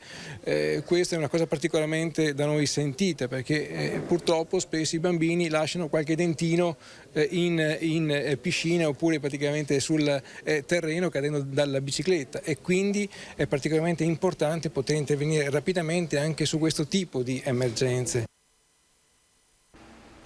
Ed ora una notizia da Confart Veneto. Le imprese venete faticano a trovare il 54,9% della necessaria manodopera qualificata, mentre ci sono oltre 100.000 under 30 che non studiano e non cercano occupazione e 5.800 giovani espatriati con meno di 40 anni negli ultimi 5 anni sono rimasti invece all'estero. Così Giorgia Speri, presidente del gruppo Giovani Imprenditori di Confartigianato Veneto, nel corso del convegno 2022 Tocca a noi. Secondo la rilevazione di Confartigianato, l'Italia è al primo posto nell'Unione Europea per percentuale pari al 23,1% contro una media europea del 13,1%. Le cose vanno decisamente meglio, dice però in Veneto, prosegue, che con il 13,9% è anche la seconda migliore regione dietro alla sola provincia autonoma di Bolzano, 13,3%. Va tenuto conto però anche del fenomeno della fuga all'estero dei nostri ragazzi tra il 2016, pensate, e il 2020, tra i giovani veneti under 40 laureati, gli espatri hanno superato i ritorni di oltre 5.800 unità. E continuiamo a parlare di estate, continuiamo a parlare di vacanze e continua a tenere banco il tema però del rinnovo delle concessioni balneari. Siamo andati a sentire noi le richieste dei gestori degli stabilimenti balneari del Lido di Venezia, dove la presenza delle storiche capanne fa alzare anche le richieste di indennizzo in caso di mancata conferma delle concessioni. Continua a tenere banco il tema del rinnovo delle concessioni balneari anche al Lido di Venezia. L'ipotesi di una gara per assegnare le concessioni, come imposto dalla normativa europea, secondo il vicepresidente di Union Veneto Pierluigi Padovan, potrebbe rappresentare una grossa opportunità per il territorio, purché gli attuali gestori in carica, in caso di mancata riconferma, vengano adeguatamente indennizzati. Il tema principale sarà determinare l'equo indennizzo e quindi serviranno delle perizie che tengono cura di tutti gli aspetti sia degli investimenti sia dell'avviamento che i gestori hanno realizzato in questi ultimi anni. Al Lido la valutazione degli indennizzi schizza verso l'alto per la presenza delle capanne di inizio Novecento, con quotazioni che dovrebbero toccare, secondo i primi rilievi, cifre al top a livello nazionale. La questione è aperta, come l'ipotesi di avviare le gare entro il 31 dicembre 2023, dunque con le nuove concessioni a partire dal 2024, un avvio della procedura che i comuni potrebbero far slittare al massimo di un anno in presenza di oggettive difficoltà. La presenza delle capanne e dei camerini e delle altre strutture fisse, ma soprattutto anche dell'avviamento che i gestori hanno saputo creare in questi anni, determinerà un valore superiore rispetto alle altre località dove sono presenti per esempio solo ombrelloni. Questi aspetti dovranno essere tenuti in considerazione e valutati in maniera approfondita da parte di tutte le autorità. Ne abbiamo parlato più volte nel corso dei nostri telegiornali, ma anche nel corso di queste edizioni per quanto riguarda i lavoratori stagionali. C'è un SOS di bar e ristoranti vicentini perché davvero mancano all'appello 2000 stagionali. SOS stagionali, dai camerieri ai baristi ai receptionist, sempre più difficili da trovare. La stagione estiva è in ripresa, ma le strutture impegnate nel settore turistico vicentino fanno fatica a trovare risorse. Locali che aspettavano la ripresa post-Covid e che ora fanno i conti con la carenza di personale. Nel Vicentino mancano all'appello 2000 addetti. Bar, ristoranti e strutture ricettive di Vicenza provincia hanno grossa difficoltà a trovare circa più di 2000 addetti. Non solo non si trova personale specializzato, ma anche quello generico è molto difficile da reperire. Il periodo pandemico purtroppo ha influito in maniera pesante e negativa in questi settori, soprattutto nel turismo. Uno degli aspetti negativi è quello della mancanza di competenze. Molte persone qualificate purtroppo hanno cambiato settore e quindi hanno creato difficoltà a questo comparto, che è già in grossa difficoltà sia per le spese effettivamente che sono aumentate nell'ultimo periodo e adesso anche per il personale. Difficile quindi mettere a punto l'organico per l'estate alle porte. Si chiedono soluzioni rapide per non compromettere la stagione della ripresa. È urgente un intervento immediato da parte del governo. La soluzione proposta dal ministro Garavaglia può essere una soluzione. Il fatto di tornare ai voucher tradizionali, che sono molto più semplificati, può essere la soluzione immediata per un problema che andremo ad affrontare sicuramente per il periodo di giugno, luglio, agosto e settembre. Periodo che anche a livello nazionale il PIL sul turismo ha una crescita enorme e che tutto questo potrà mettere in difficoltà e rendere difficile una lenta ripresa che si stava prevedendo per questo periodo. Bene, ora ci fermiamo, vediamo insieme le previsioni del tempo e poi una piccola pausa pubblicitaria e torniamo in studio.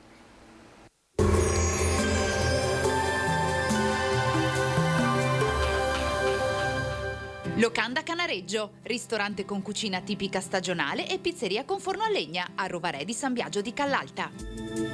Bentrovati al meteo. Pressione atmosferica stabile, bel tempo, ma con la consueta instabilità in corrispondenza delle Alpi e con caldo intenso. Vediamo il dettaglio di venerdì 27 maggio.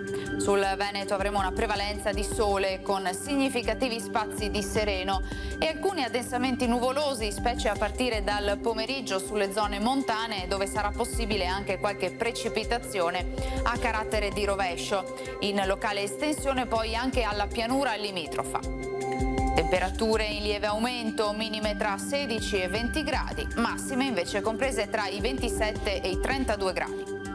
Ci spostiamo ora sul Friuli Venezia Giulia, anche qui cielo poco nuvoloso su pianura e costa. Sulla zona montana invece saranno possibili isolati temporali a partire dal pomeriggio. Temperature minime tra 20 e 22 gradi, massime sui 28-31 gradi.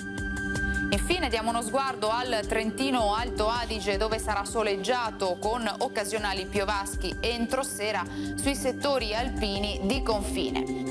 Temperature minime intorno ai 16-17 gradi, massime infine intorno ai 31 gradi.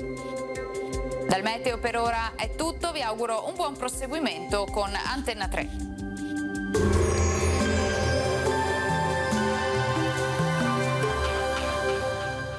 Locanda Canareggio, ristorante con cucina tipica stagionale e pizzeria con forno a legna a Rovarè di San Biagio di Callalta.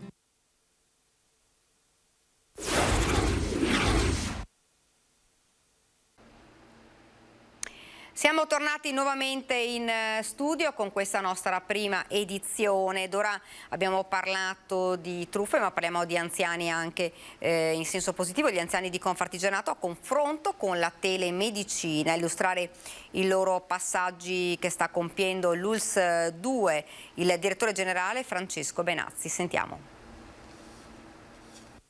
La telemedicina è ormai una realtà e a Ponzano il direttore generale dell'ULSS 2 Francesco Benazzi, su iniziativa dell'ANAP, gli anziani di Confartigianato, ne ha parlato con una platea di un centinaio di pensionati. A breve l'azienda sanitaria acquisterà e distribuirà i braccialetti elettronici per monitorare i malati cronici. Il braccialetto elettronico servirà per ovviamente monitorare dei parametri che poi andremo a decidere quali sono. Potrebbe essere il paziente diabetico oppure il paziente scompensato a livello dove viene fatto un ECG, un elettrocardiogramma, e quindi lo specialista può vedere, oppure il paziente che ha una BPCO, quindi ha problemi di ossigenazione, dove si fa l'ossimetria e si vede che tipo di terapia e come cambiare la terapia. Quindi credo che oggi dobbiamo orientarci in questo senso. Telemedicina, infermieri e case di comunità. Non si tratta solamente di sopperire alla mancanza di medici. Adesso ci può sicuramente aiutare perché la programmazione nazionale non ha dato abbastanza medici specialisti e questa è la nostra grande criticità.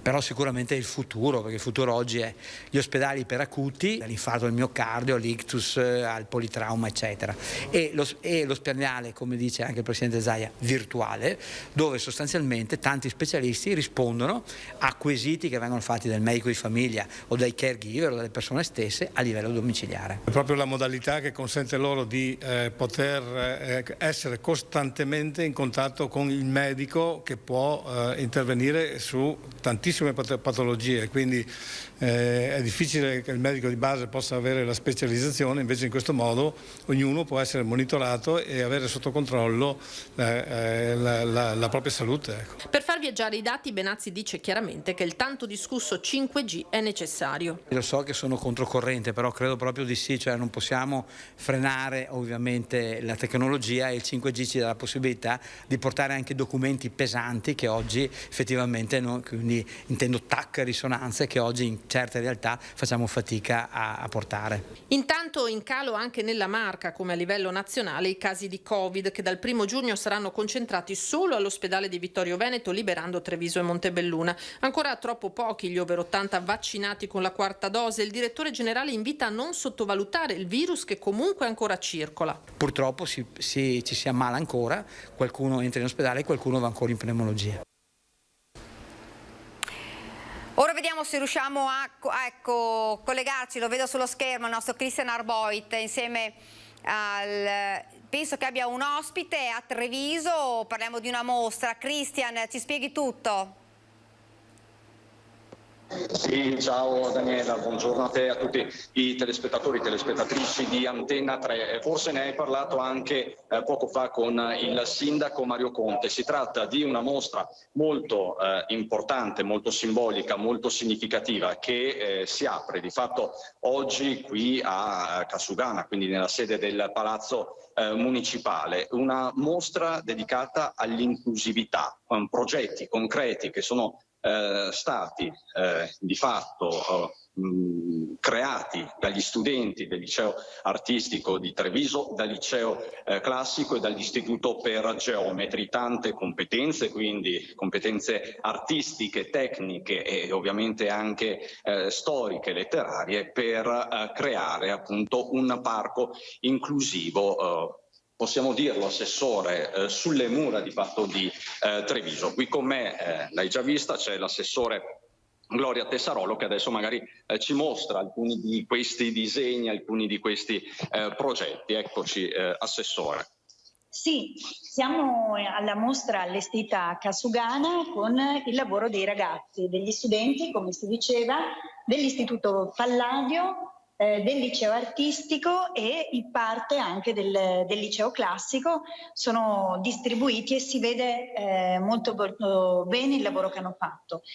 Quello che abbiamo chiesto loro è di immergersi in un'esperienza di 2 anni, ripensando un'area golenale che conoscono tutti i trevigiani, è in prossimità dell'Auditorium Stefanini, proprio ad uno degli ingressi alla nostra città, e è un'area vincolata perché è un'area golenale legata alle mura e quindi alla città bastionata. E da qui lo studio storico, i rilievi realizzati dal Palladio e poi tutta la progettazione, anche con una parte realizzata proprio con delle sculture, delle ipotesi di sculture però tattili, perché il tema di fondo è proprio quello di rendere l'area accessibile alle persone con disabilità. Ecco, le possiamo vedere, ci possiamo avvicinare? Sì, ci sono dei progetti molto belli, sono anche molto colorati, la mostra è accessibile a tutti perché essendo nell'atrio di Casugana si possono anche vedere e toccare. Sono sculture pensate, immaginate proprio per un'esperienza inclusiva e quindi statue, come si vede nei progetti, che possono essere avvicinate sia da persone con disabilità che da bambini e quindi anche a diverse altezze, perché l'inclusione non è solo per le persone con disabilità. E così poi è stata pensata anche la natura, gli spazi, la valorizzazione, ad esempio, delle forme naturali e poi riviste attraverso l'immaginazione dei ragazzi e così anche qui elementi che in qualche modo parlano della storia della città e al tempo stesso valorizzano quello che è lo spazio, quindi con elementi vegetali, tutte idee che sono assolutamente inclusive, quindi pensate per la persona con disabilità. Per quale motivo? I ragazzi hanno sperimentato con il Disability Manager, hanno girato la città e hanno sperimentato, quindi li abbiamo mandati in giro ciechi o ipovedenti, non potevano sentire gli odori oppure non potevano muoversi, avevano una mobilità ridotta e così hanno sperimentato le diverse difficoltà che le persone trovano non solo dalla nascita, ma magari per incidenti oppure per condizioni dovute all'età. E quindi hanno capito anche come, ad esempio, le scienze arboree possono guidare ad un percorso con i profumi, ad esempio, per le persone che non riescono a vedere. Tutta questa progettazione verrà da noi inserita nel bando di riqualificazione della città bastionata e quindi con il collega l'assessore Zampese verrà data in mano ai progettisti che dovranno davvero realizzare la riqualificazione delle mura. Questo è uno dei punti quindi focali, Daniela.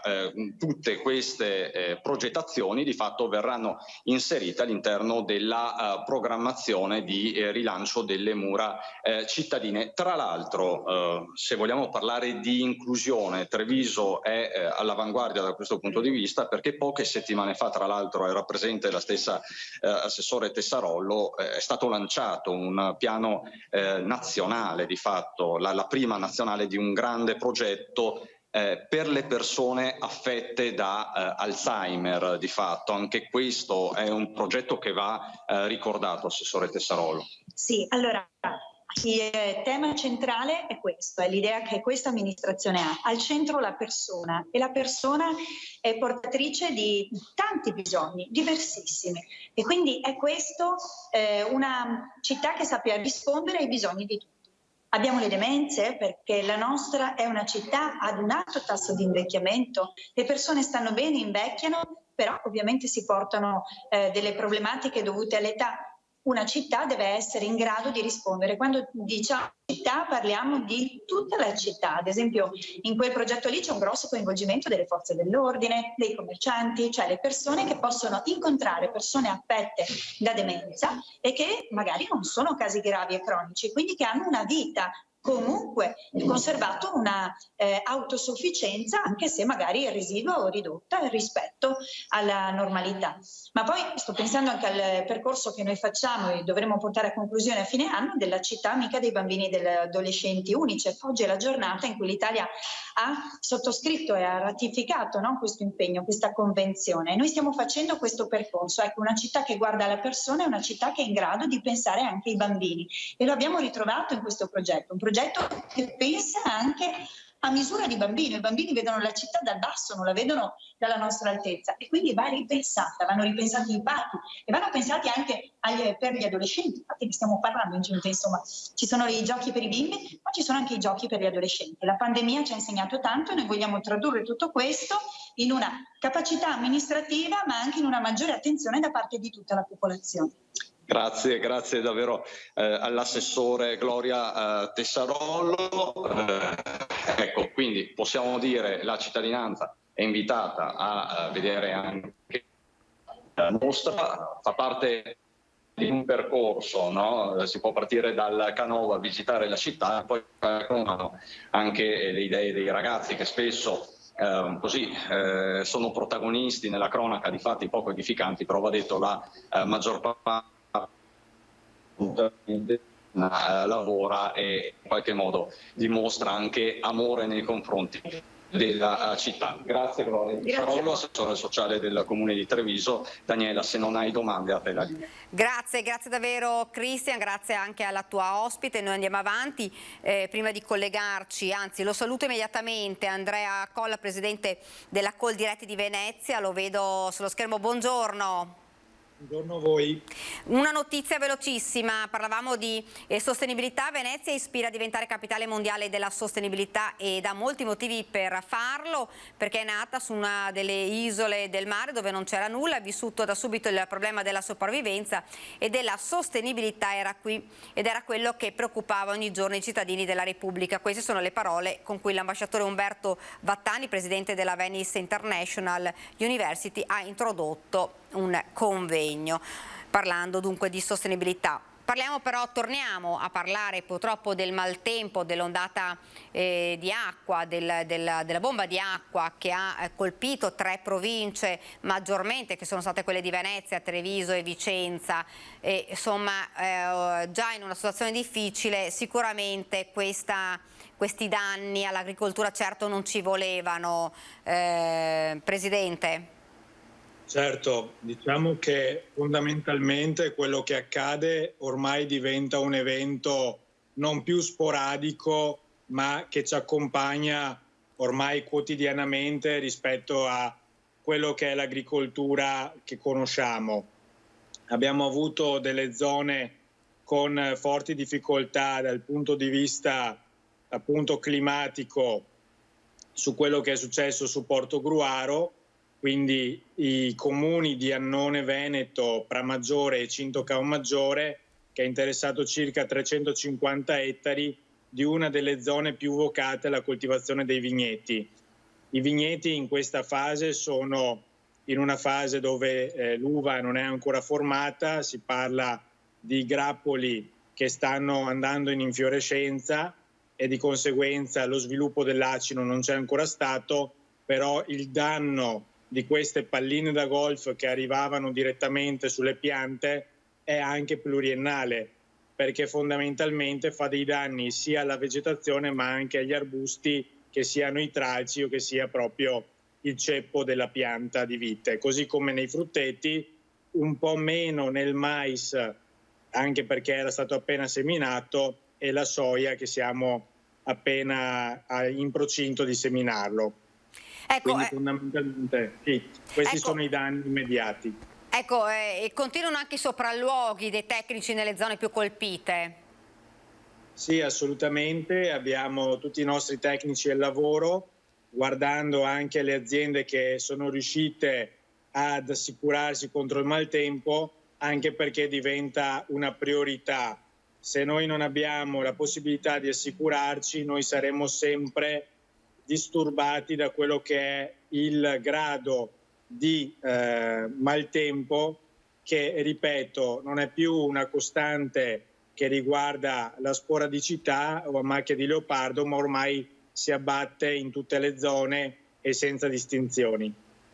Ecco, fra l'altro, Presidente, ormai sta diventando davvero un'abitudine, nel senso che ci si sta abituando a questi cambiamenti atmosferici repentini che provocano poi questi danni, perché abbiamo visto la grandine, ma anche in passato del vento molto forte che davvero distrugge le coltivazioni.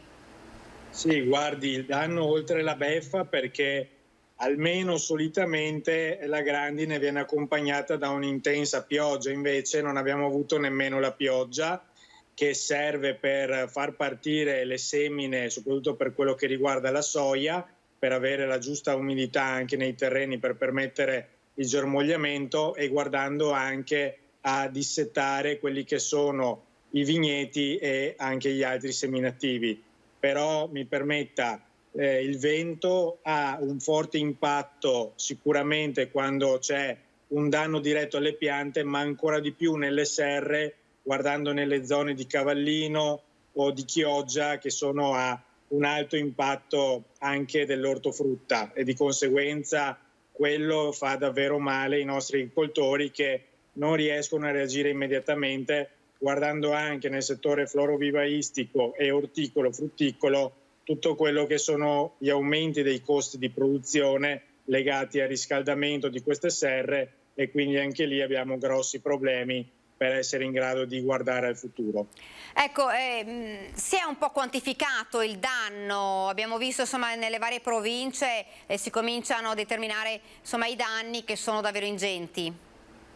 Sì, i danni sono plurimilionari, ovviamente dobbiamo aspettare ancora qualche giorno per vedere anche di fare un censimento all'interno delle nostre aziende e vedere come poi reagiscono le piante. I danni alle strutture sicuramente ci sono, ho visto quanto è successo anche fuori da Venezia, guardando Asolo, piuttosto che anche altre zone del Trevigiano e del Vicentino, c'è veramente da far raccapricciare la pelle.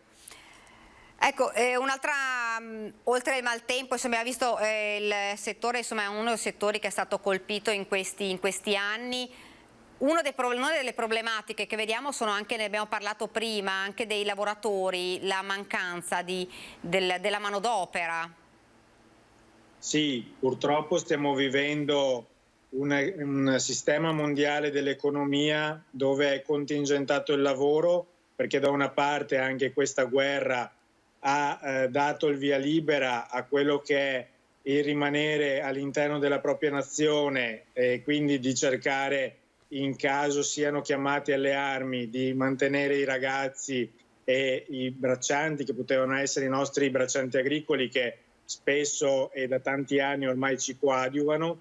Però è fondamentale ricordare anche il fenomeno che sta distraendo le braccia all'agricoltura o anche ai lavori stagionali, guardando tutto il sistema balneare, che è il fenomeno di quello che è l'aiuto di Stato per il reddito di cittadinanza.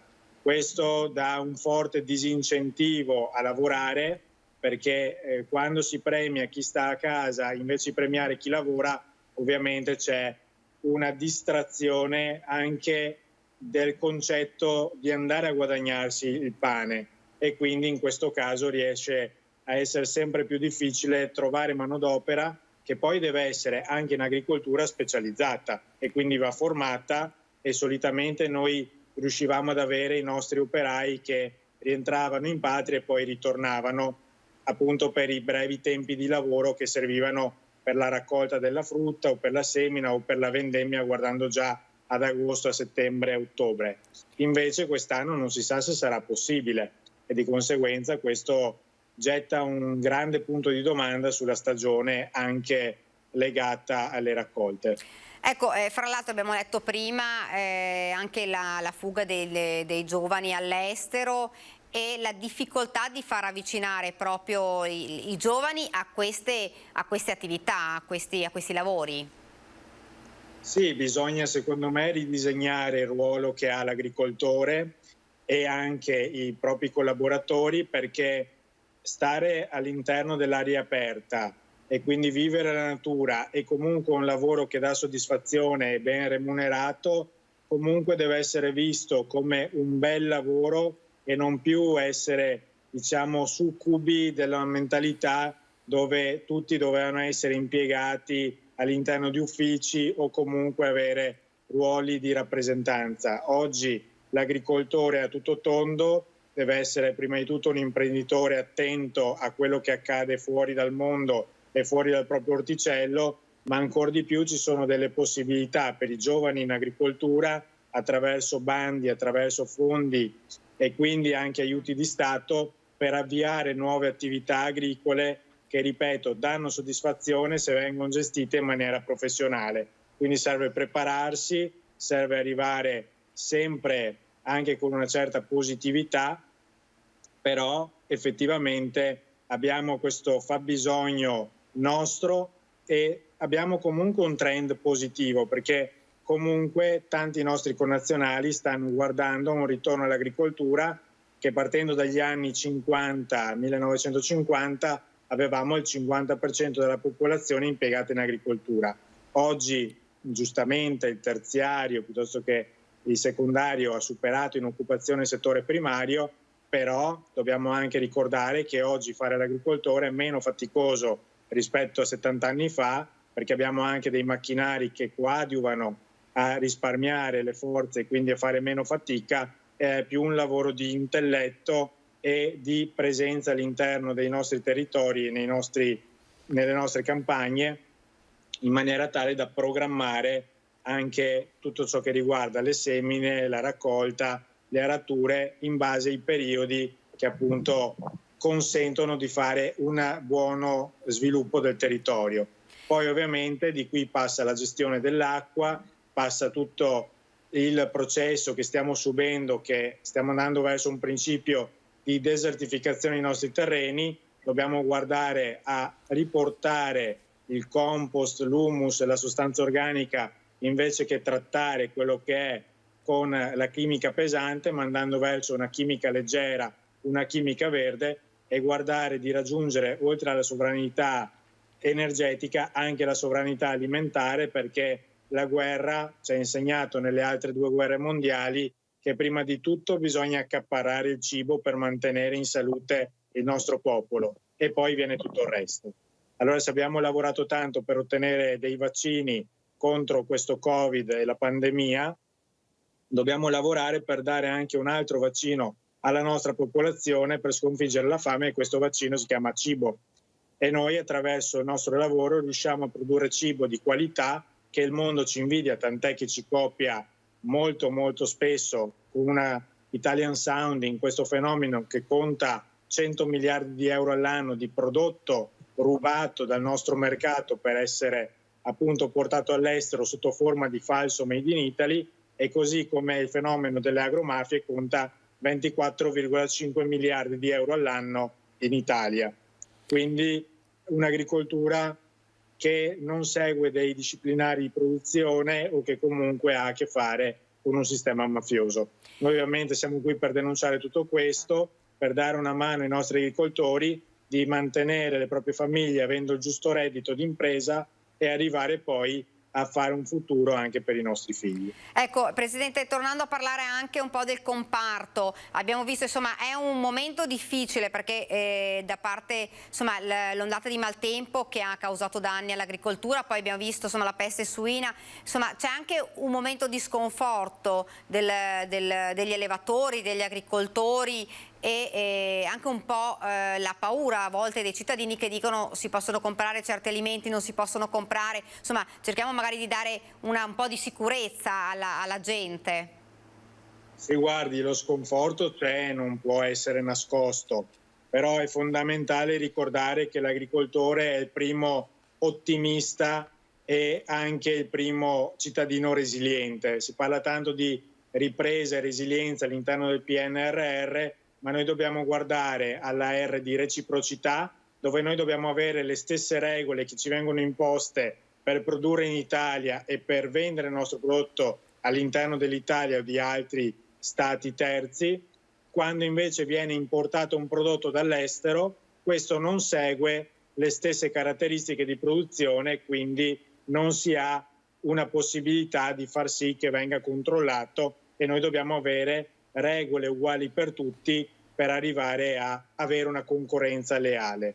Invece un'altra R che mi sento di aggiungere è la responsabilità, all'interno dei quali noi dobbiamo muoverci nei progetti con cui andiamo a sviluppare l'intero territorio partendo dalla gestione irrigua e delle bombe d'acqua, perché noi dobbiamo agire quando arriva un forte evento climatico avverso, come magari una grandinata o come magari anche un intenso acquazzone, andando a portare l'acqua all'interno di bacini di contenimento per poi utilizzarla quando effettivamente serve. Quello che dicevo prima rispetto alla dinamica per cui il terreno agricolo non riesce più a trattenere gran parte dell'acqua è la sua povertà all'interno dello scheletro del terreno di sostanza organica. Di conseguenza, quando arrivano queste bombe d'acqua, il terreno viene inzuppato appunto di acqua, ma non riesce a trattenerla per poi donarla a tutto il sistema e la ricarica in falda. Di conseguenza adesso stiamo proprio celebrando i 100 anni della bonifica dal 1922 a San Donà di Piave con il primo congresso della bonifica integrata, ma appunto per questo noi dobbiamo muoverci per avere la gestione dell'acqua sotto controllo. Sulla questione della fauna selvatica abbiamo un grosso problema di cinghiali, non tanto su Venezia, perché fondamentalmente il cinghiale arriva in ambienti boschivi o collinari dove appunto guardando verso le colline anche dei Colli Euganei piuttosto che di quelle patrimonio UNESCO di Conegliano Valdobbiadene, ma ancora di più su Vicenza e Verona, ma guardando alla Toscana, guardando all'Umbria, guardando anche al Lazio e a Roma in centro città, in cui proprio oggi c'è una manifestazione questa mattina che si è appena conclusa contro i cinghiali per arrivare a sensibilizzare anche quello che è l'opinione pubblica sul contenimento, non l'eradicazione della razza e non solo dei cinghiali, ma c'è dalla nutria ai cormorani piuttosto che tanti altri volatili nocivi che devono essere in equilibrio con la natura e quindi di conseguenza noi dobbiamo agire per riprenderci i nostri spazi, che altrimenti la natura va a riprendersi. Di conseguenza anche quello che è possibile e speriamo che non accada è la trasmissione attraverso la peste suina africana, la cosiddetta PSA, agli allevamenti appunto di maiali attraverso la presenza dei cinghiali, e questo crea un grave danno a tutto un indotto che ha 30.000 allevamenti, 100.000 occupati diretti, più tutti i danni legati anche al nostro Made in Italy, guardando i vari consorzi dei prosciutti, guardando anche a tutta quella che è appunto la produzione degli insaccati. Presidente, io la ringrazio, grazie davvero, grazie. Grazie a voi. E come sempre è un piacere. Grazie, buon lavoro Presidente. Noi andiamo avanti e abbiamo parlato della mancanza di lavoratori, ma un po' una problematica che è un po' in tutti i comparti, il tema del lavoro, gestori di locali e albergatori, difficoltà per la carenza di personale e la difficoltà di trovare nuovi lavoratori. E intanto un altro dato significativo a tutti questi è l'aumento delle dimissioni nella nostra regione. Maschi per lo più sotto i 30 anni con contratto a tempo indeterminato, occupati soprattutto con mansioni a basso contenuto professionale, nella maggior parte nel settore del commercio, turismo e servizi. Questo l'identikit dei lavoratori che danno le dimissioni, fatto dall'osservatorio della CISL Padova. L'analisi è stata fatta dopo l'ultimo report di Veneto Lavoro, che ha evidenziato come le dimissioni volontarie siano aumentate del 50% nella nostra regione nel primo quadrimestre di quest'anno rispetto allo stesso periodo del 2021. È un bel 30%, oltre che maschi, provenienti per lo più dal settore del commercio, del turismo. È anche vero che effettivamente da quel settore escono magari delle figure professionali che o si vanno a reinserire in altri settori diversi, insomma, come può essere il metalmeccanico, il manifatturiero, e con magari, devo dire, o delle condizioni contrattuali diverse o eventualmente anche delle modalità di conciliazione vita-lavoro che magari facilitano anche una conduzione di vita insomma, più agevole, ecco, da questo punto di vista. Il settore più dinamico è di certo il terziario e sono soprattutto i più giovani più disposti a cambiare lavoro. Tra i fattori anche il caro carburante ha inciso su questa scelta.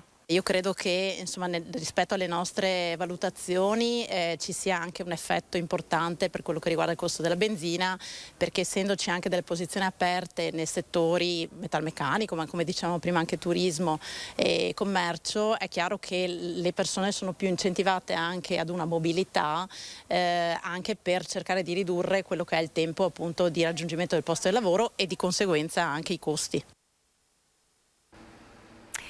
E ora andiamo nel veneziano, perché dovremmo avere in collegamento telefonico il nostro collega Lorenzo Maier. Lorenzo, buongiorno.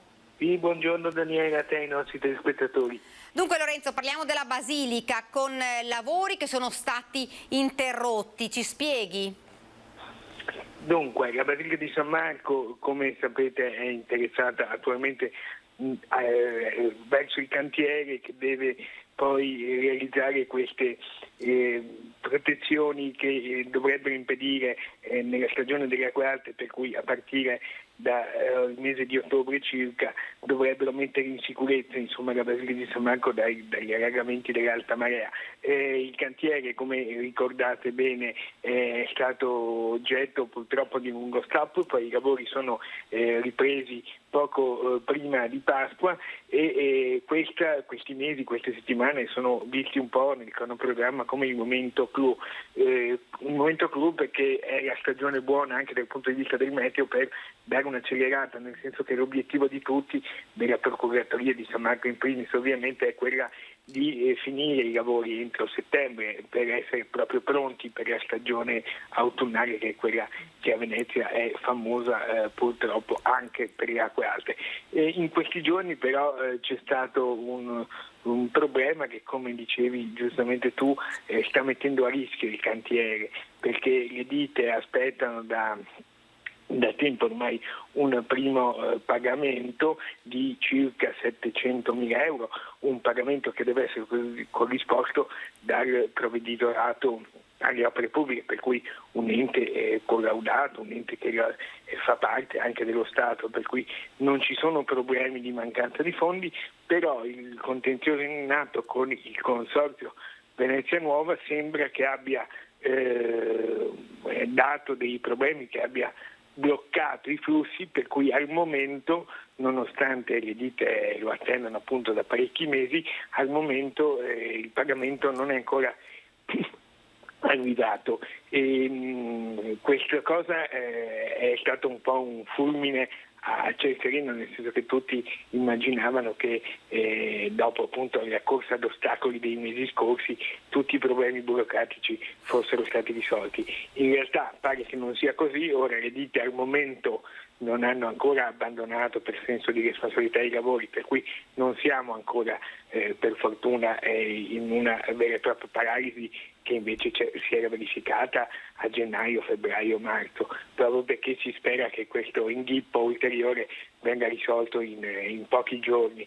Però le ditte hanno già fatto sapere che sono al lavoro un po' rilento ovviamente per senso di responsabilità, ma visto anche l'aumento dei costi delle materie prime, per quello che sappiamo, anche lo scenario internazionale purtroppo che stiamo vivendo, questo pagamento è vitale per il proseguo del cantiere, per cui se questi soldi non arrivassero a breve c'è il rischio che ci sia uno stop vero e proprio, e questo sarebbe un po' una sciagura, perché vorrebbe dire proprio perdere il momento migliore per i lavori e quindi rischiare di dover fare un'altra stagione in cui la Basilica debba convivere con il rischio acqua alta, e questo davvero non se lo può permettere la Basilica, che è già provata dagli allenamenti che ci sono stati dal novembre 2019. Lorenzo, grazie davvero, ti ringrazio. A voi. Grazie, buon lavoro. E noi andiamo avanti, ci spostiamo a Padova e continuiamo a parlare di cronaca, perché sono state pubblicate le motivazioni che hanno portato alla condanna del carabiniere che sparò e uccise Mauro Guerra nel 2015 durante un trattamento sanitario obbligatorio. La morte di Mauro Guerra poteva essere evitata, a dirlo le motivazioni pubblicate dalla Corte d'Appello di Venezia, che lo scorso febbraio ha ribaltato la sentenza di primo grado, condannando il maresciallo dei Carabinieri che ha sparato al 33enne di Carmignano Sant'Urbano il 29 luglio del 2015 durante un trattamento sanitario obbligatorio. In secondo grado, il comandante dell'epoca della stazione di Carmignano Sant'Urbano è stato ritenuto responsabile di eccesso di legittima difesa, mentre in primo grado era stato assolto.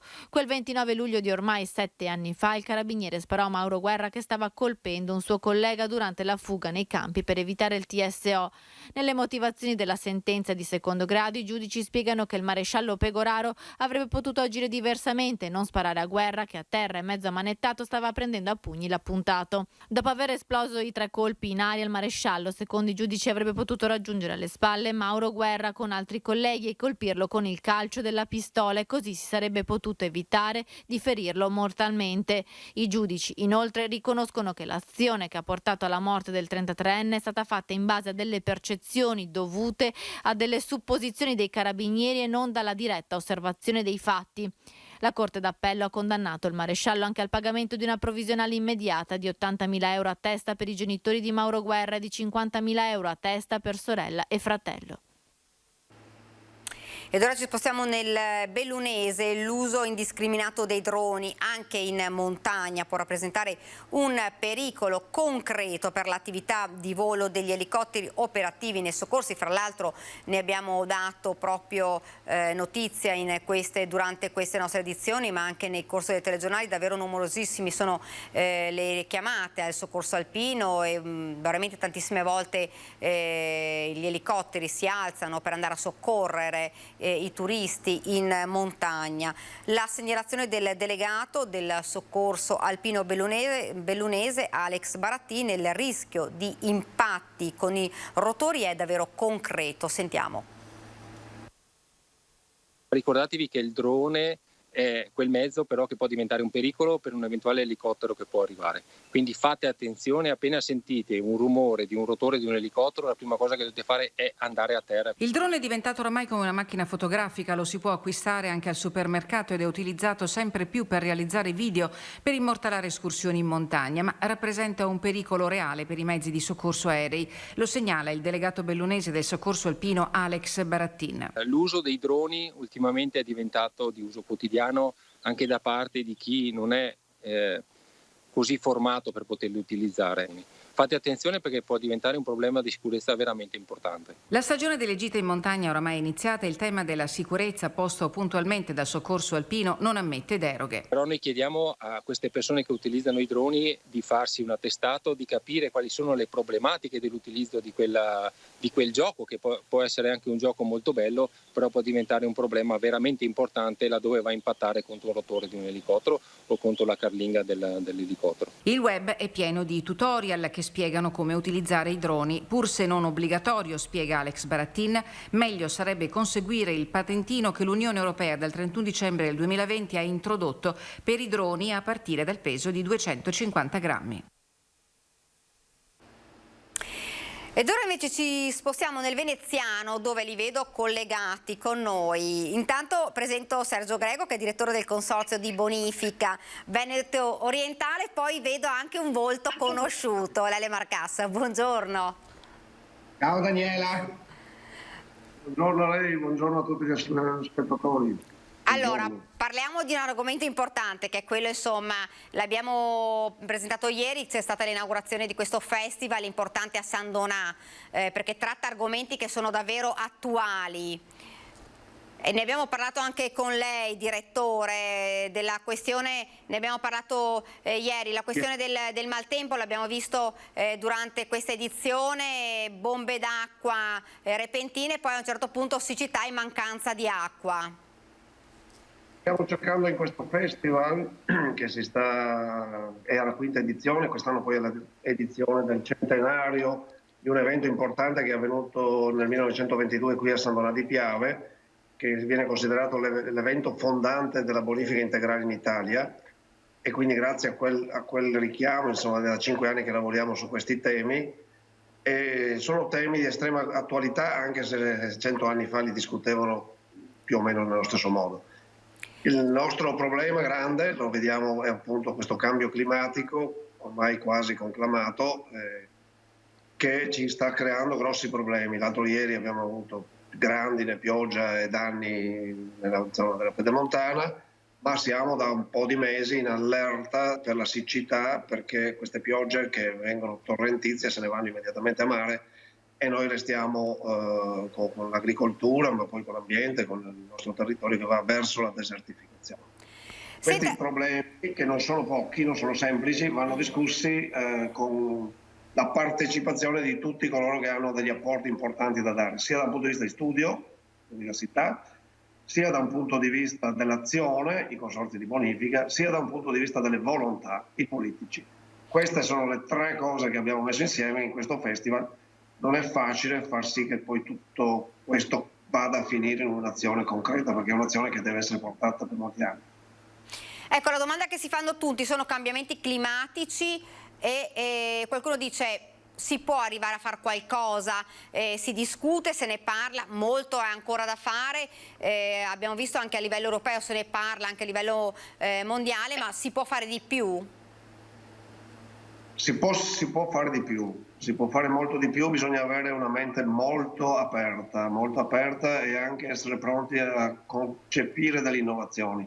Noi siamo abituati a pensare che le soluzioni siano le cose che già abbiamo conosciuto, fare invasi, fare laghetti, fare tubazioni, proteggerci con sistemi più potenti dalle piogge, eccetera. Però ci sarebbe qualcosa da poter fare a livello globale con il clima. Non diamo per scontato che non ci sono azioni globali che possono riportare il clima in equilibrio. E l'uomo quasi dice ormai è così, l'industrializzazione, 100 anni, andremo avanti così, non c'è niente da fare. Non è vero. Abbiamo visto nella storia, anche noi abbiamo degli storici che organizzano il convegno, la storia ci insegna che il clima lo possiamo influenzare, veramente. Dalla Mesopotamia, che è diventata deserto a causa dell'uomo, all'isola di Pasqua, ai buco sull'ozono che è stato risolto, al problema delle moria di fauna e di flora nei territori dell'agricoltura degli anni 90, che oggi sono stati recuperati. Anche il problema del clima, se lo prendiamo seriamente, può essere recuperato. Ne faccio solo un esempio, è tecnicamente impossibile, però è un bel esempio. Se aumentassimo la fertilità dei suoli del mondo, dei suoli agricoli del mondo, apportando l'1% di sostanza organica, sottrarremmo all'atmosfera 100 volte, dico 100 volte, il surplus di anidride carbonica che oggi abbiamo. Certo che aumentare dell'1%, cioè fissare nel suolo l'1% di sostanza organica in tutti i suoli agricoli del mondo è un'ipotesi fantasmagorica, ma è solo per capire la potenzialità che ha l'uomo con la sua azione di interferire sul clima. Viceversa, bruciando le foreste aumenteremo in maniera violenta la quantità di CO2 che c'è nell'atmosfera. Quindi questi temi, che come comprendete non sono temi da bar, sono temi che vanno affrontati a livello accademico, ma sono temi sui quali potremmo seriamente portare a compimento delle azioni importanti. Lele Marcassa, tu col tuo programma giri un po' i territori del Veneto, del nord-est, i più belli, sapere insomma che davvero questi eventi atmosferici possono creare gravissimi danni al territorio. E tu sei lì proprio in questo festival importantissimo che mette insieme il mondo scientifico con il mondo accademico. Che cosa pensi? Ritengo che questi incontri siano fondamentali per riuscire a dare una leggenda di quello che deve accadere nei prossimi anni. Per cui quello che oggi si è compiuto, che si sta compiendo nella piazza principale di San Donà, è comunque figlio di un lavoro che è partito molti anni fa, 5 anni fa. C'è un comitato scientifico legato ai consorzi, quindi c'è un apparato idraulico, c'è un apparato storico, c'è un apparato legato all'agricoltura. Insieme, in questo grande tavolo di comunicazione, hanno gettato delle basi fondamentali. La cosa che mi piace molto di questo evento è che qui non si sta facendo il famoso bla bla bla. Qui ci sono proprio delle persone preparatissime che da anni studiano il movimento non solo del clima, ma i cambiamenti anche legati alla terra e all'acqua, per arrivare a una definizione, quello che poi è il risultato di quello che è accaduto anche nel 22, questo famoso centenario. Degli uomini illuminati hanno deciso di compiere degli atti concreti e quindi hanno messo in atto la bonifica integrale. Qui si sta mettendo in atto un'operazione scientifica ma anche storica, perché come diceva il direttore, l'unione dell'umanesimo con la scienza solitamente nella storia produce grandi risultati. Devo dire anche che poi per far comprendere questi meccanismi alla gente, alle persone comuni, a chiunque, abbiamo allestito degli spettacoli, dei momenti di ritrovo importanti, in modo tale che il messaggio arrivi anche con un grande sorriso, per cui indipendentemente dal periodo storico che è allucinante, questo voi che lavorate in redazione lo sapete meglio di me, il fatto che ci sia un momento in cui giovani, meno giovani, si trovano facendo festa, parlando di cose fondamentali per il futuro delle future generazioni, scusami il gioco di parole, credo sia un'iniziativa assolutamente superlativa. Ecco Lele, lo stavi dicendo tu e l'abbiamo anche percepito ieri, ne abbiamo parlato anche con gli esperti, bisogna anche un po' si dice, cambiare un po' anche la cultura della gente su questo tema, e proprio lì a San Donà sono state promosse una serie infinita di iniziative proprio in questi giorni del festival.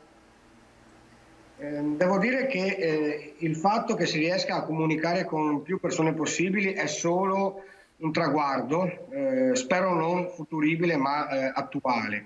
Il senso che attraverso appunto un'idea di grande festa si parli di ambiente, di terreno, cioè io, scusate, non ho studiato agronomia ma sono laureato in lettere e scoprire che attraverso alcune iniziative biologiche si può rendere la terra più fertile, lo si capisce ascoltando chi queste cose le conosce veramente. Quindi intrufolandoci come persone comuni all'interno di questi simposi, di questi convegni, ascoltando i temi degli spettacoli che condividono assolutamente questa missione, questa visione, devo dire che è possibile per tutti rendersi conto che ognuno può mettere un pezzettino di se stesso per cambiare questo pianeta.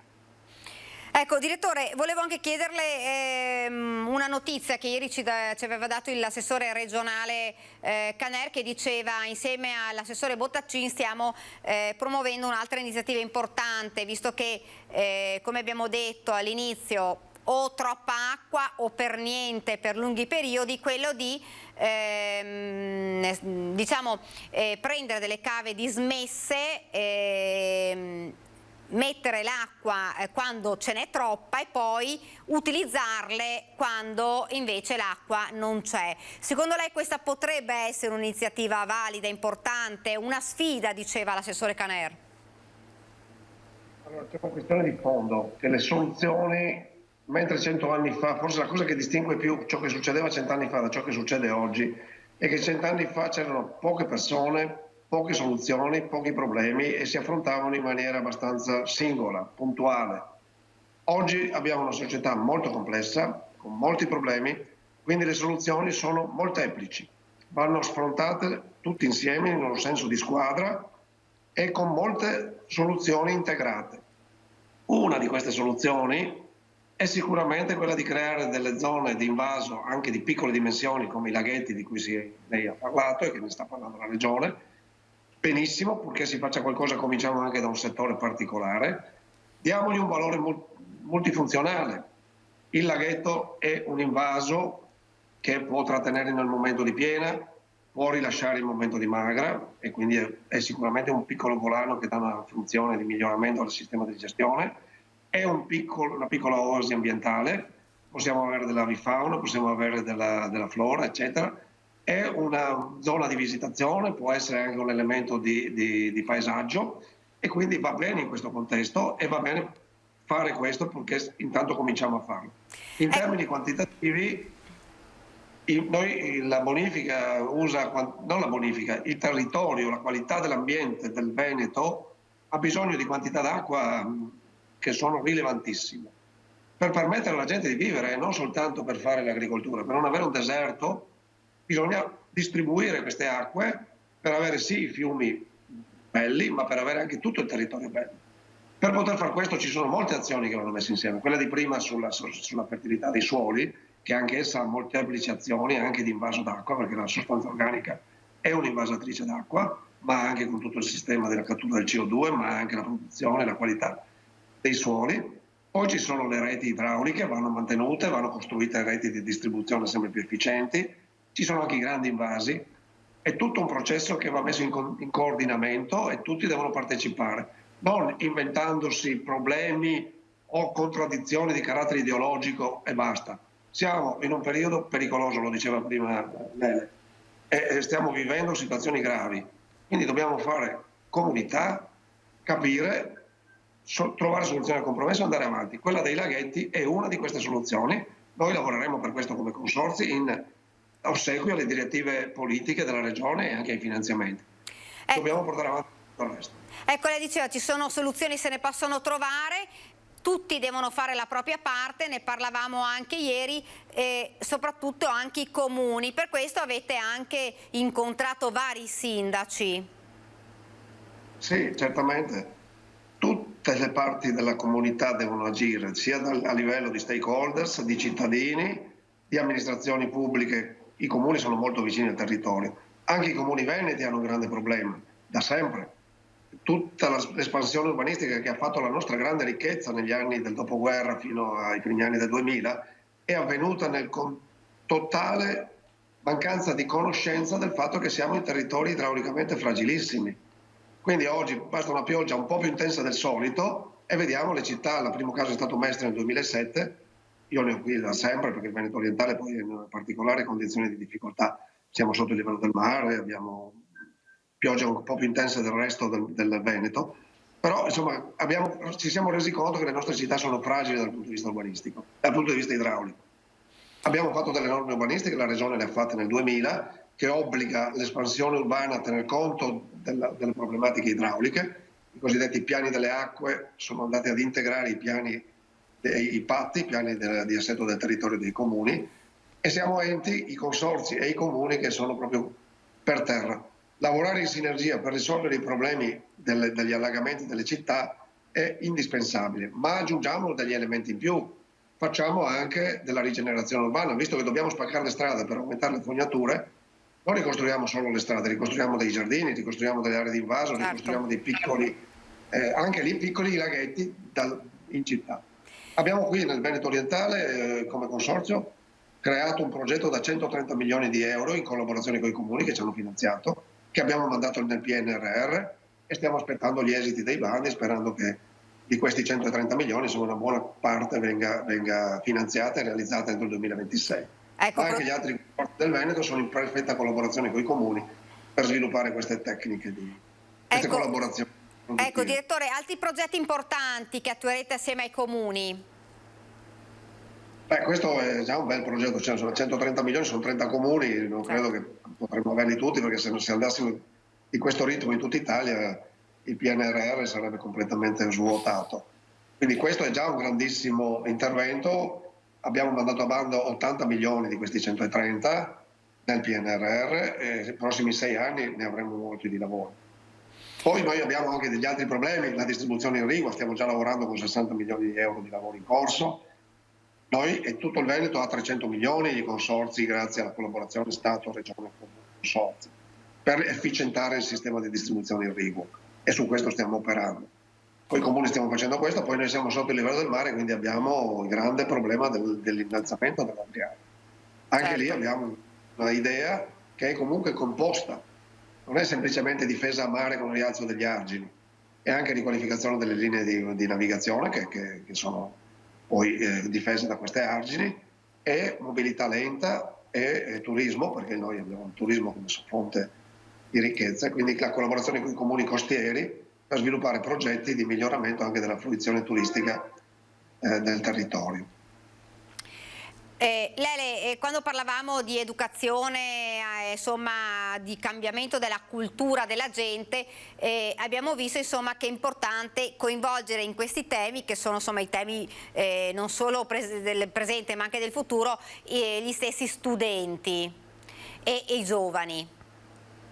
Devo dire che in queste mattinate abbiamo accolto in piazza centinaia di ragazzi molto giovani che hanno lavorato nei mesi scorsi a dei progetti di comprensione del fenomeno della bonifica e più in generale dell'idraulica e del paesaggio. Quando ero io bambino queste cose non accadevano, non c'era qualcuno che ti insegnava cos'è un tubo, cos'è un sifone che alza l'acqua, cos'è una pompa, cos'è un argine. E devo dire che facendoli lavorare proprio a livello di laboratorio, poi con le riprese video fatte da ogni dirigente scolastico, è emersa la bellezza di questi ragazzi che col divertimento, con la gioia di stare insieme, hanno capito che le cose devono cambiare e si stanno appropriando di alcuni concetti che a noi più grandi sembrano scontati molte volte, ma che altrimenti non sarebbero arrivati a questi ragazzi, per cui tramite il gioco, l'utilizzo dei video, la presenza qui in piazza, il messaggio pian piano arriva. Credo che per temi così importanti sia fondamentale essere lungimiranti. Le cose non accadono con uno schiocco di dita in 10 minuti, però devo dire, e su questo credo che il direttore sia con me d'accordo, che in 5 anni, anche nonostante molte difficoltà, delle volte incompressioni, mancanze di qualcuno di noi, siamo arrivati però a rendere la bonifica e quindi tutto l'aspetto legato alla protezione e salvaguardia dell'acqua e della terra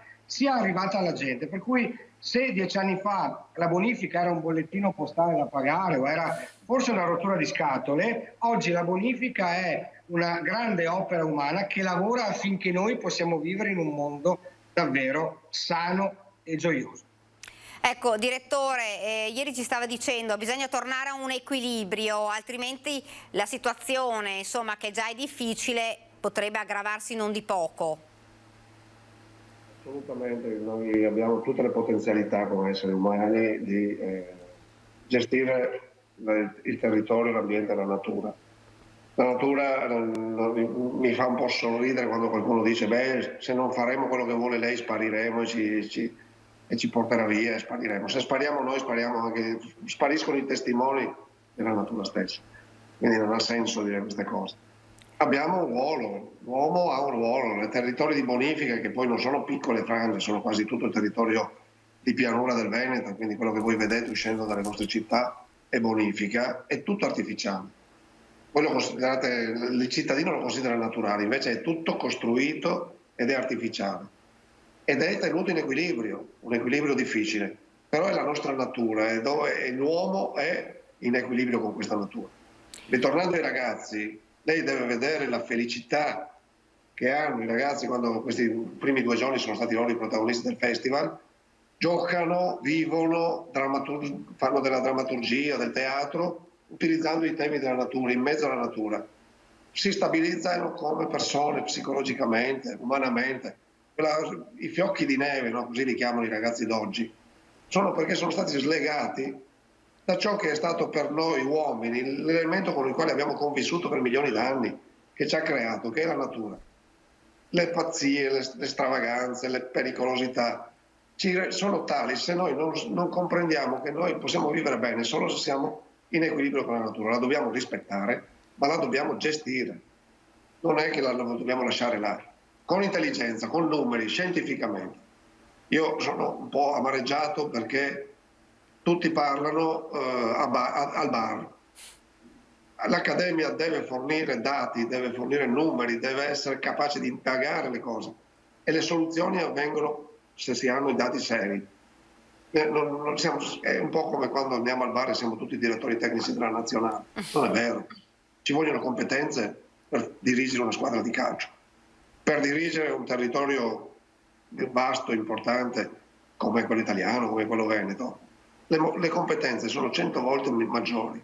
Non tutti possono dire quello che vogliono. Tutti devono giustamente partecipare democraticamente alla gestione del mondo e della socialità della comunità.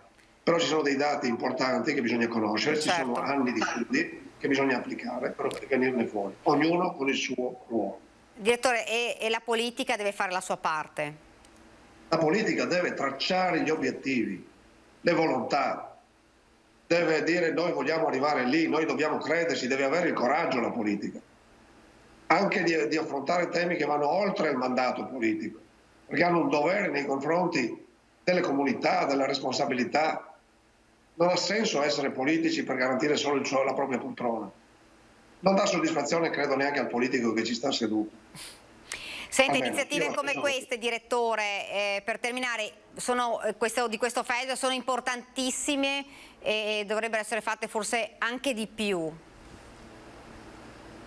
Se vogliamo trovare soluzioni, le dobbiamo trovare tutti insieme, ognuno con il suo ruolo, come ho detto prima, ma tutti partecipi, dalla politica, che ha questo ruolo di dare le linee, di essere di interpretare le volontà di tutti nel stare bene, nel vivere bene sostanzialmente.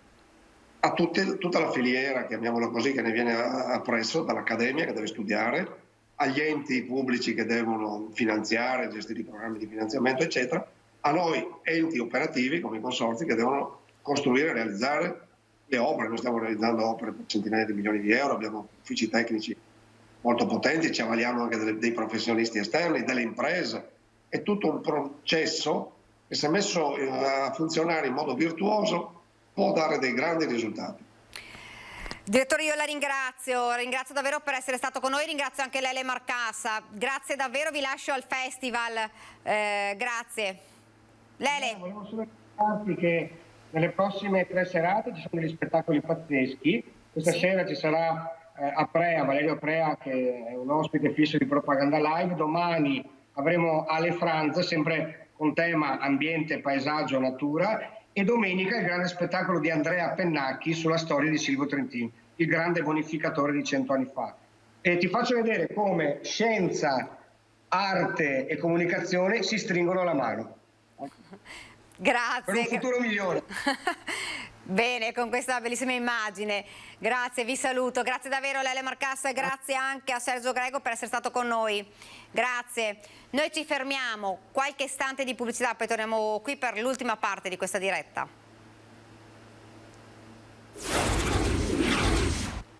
Rieccoci nuovamente in studio per l'ultima parte di questa diretta. Andiamo ad Asiago, che è pronta ad accogliere migliaia di alpini in occasione dell'ormai prossimo raduno Triveneto. Manca un mese e mezzo al raduno del terzo raggruppamento degli alpini in programma ad Asiago dall'8 al 10 luglio prossimi. Attese migliaia di penne nere e simpatizzanti in una città pronta più che mai ad accogliere l'evento. L'Altopiano è in festa, accogliamo con grande piacere la prossima adunata, stiamo affrontando anche in maniera molto seria tutti i preparativi e incontri col prefetto per garantire massima sicurezza sia in ambito Covid e ovviamente anche la sicurezza generale della viabilità. Con l'associazione degli alpini appunto gli incontri sono frequenti, sono quasi settimanali e sicuramente sarà una edizione che riporterà tanta gioia e tanta felicità con gli alpini ad Asiago e nell'Altopiano. Ricordando che Asiago ha già ospitato un altro grande evento, ovvero la Dunata Nazionale. La Dunata Nazionale ha lasciato nel cuore nel 2006 questa fortissima emozione a tutta la città e siamo pronti per rivivere assieme quelle forti emozioni. Quanta gente vi aspettate? Considerando che si svolgerà in luglio e saranno già presenti nel territorio molte persone, molti turisti, molti ospiti, si pensa i numeri si aggirano intorno ai 30-35 mila persone, quindi numeri importanti che ci metterà alla prova, ma siamo pronti.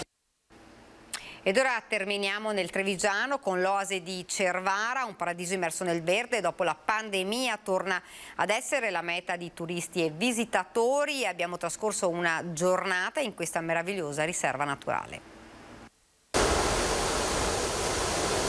L'oasi di Cervara è una riserva naturale che tutela un ambiente palustre lungo le sponde del fiume Sile. A pochi passi da Treviso ci troviamo immersi in un paradiso, uno degli ultimi esempi rimasti di area umida di Risorgiva e per questo motivo classificato come sito di interesse comunitario. Un viaggio immersi nel verde a contatto stretto con la natura, una giornata che è stata chiamata nascita e rinascita.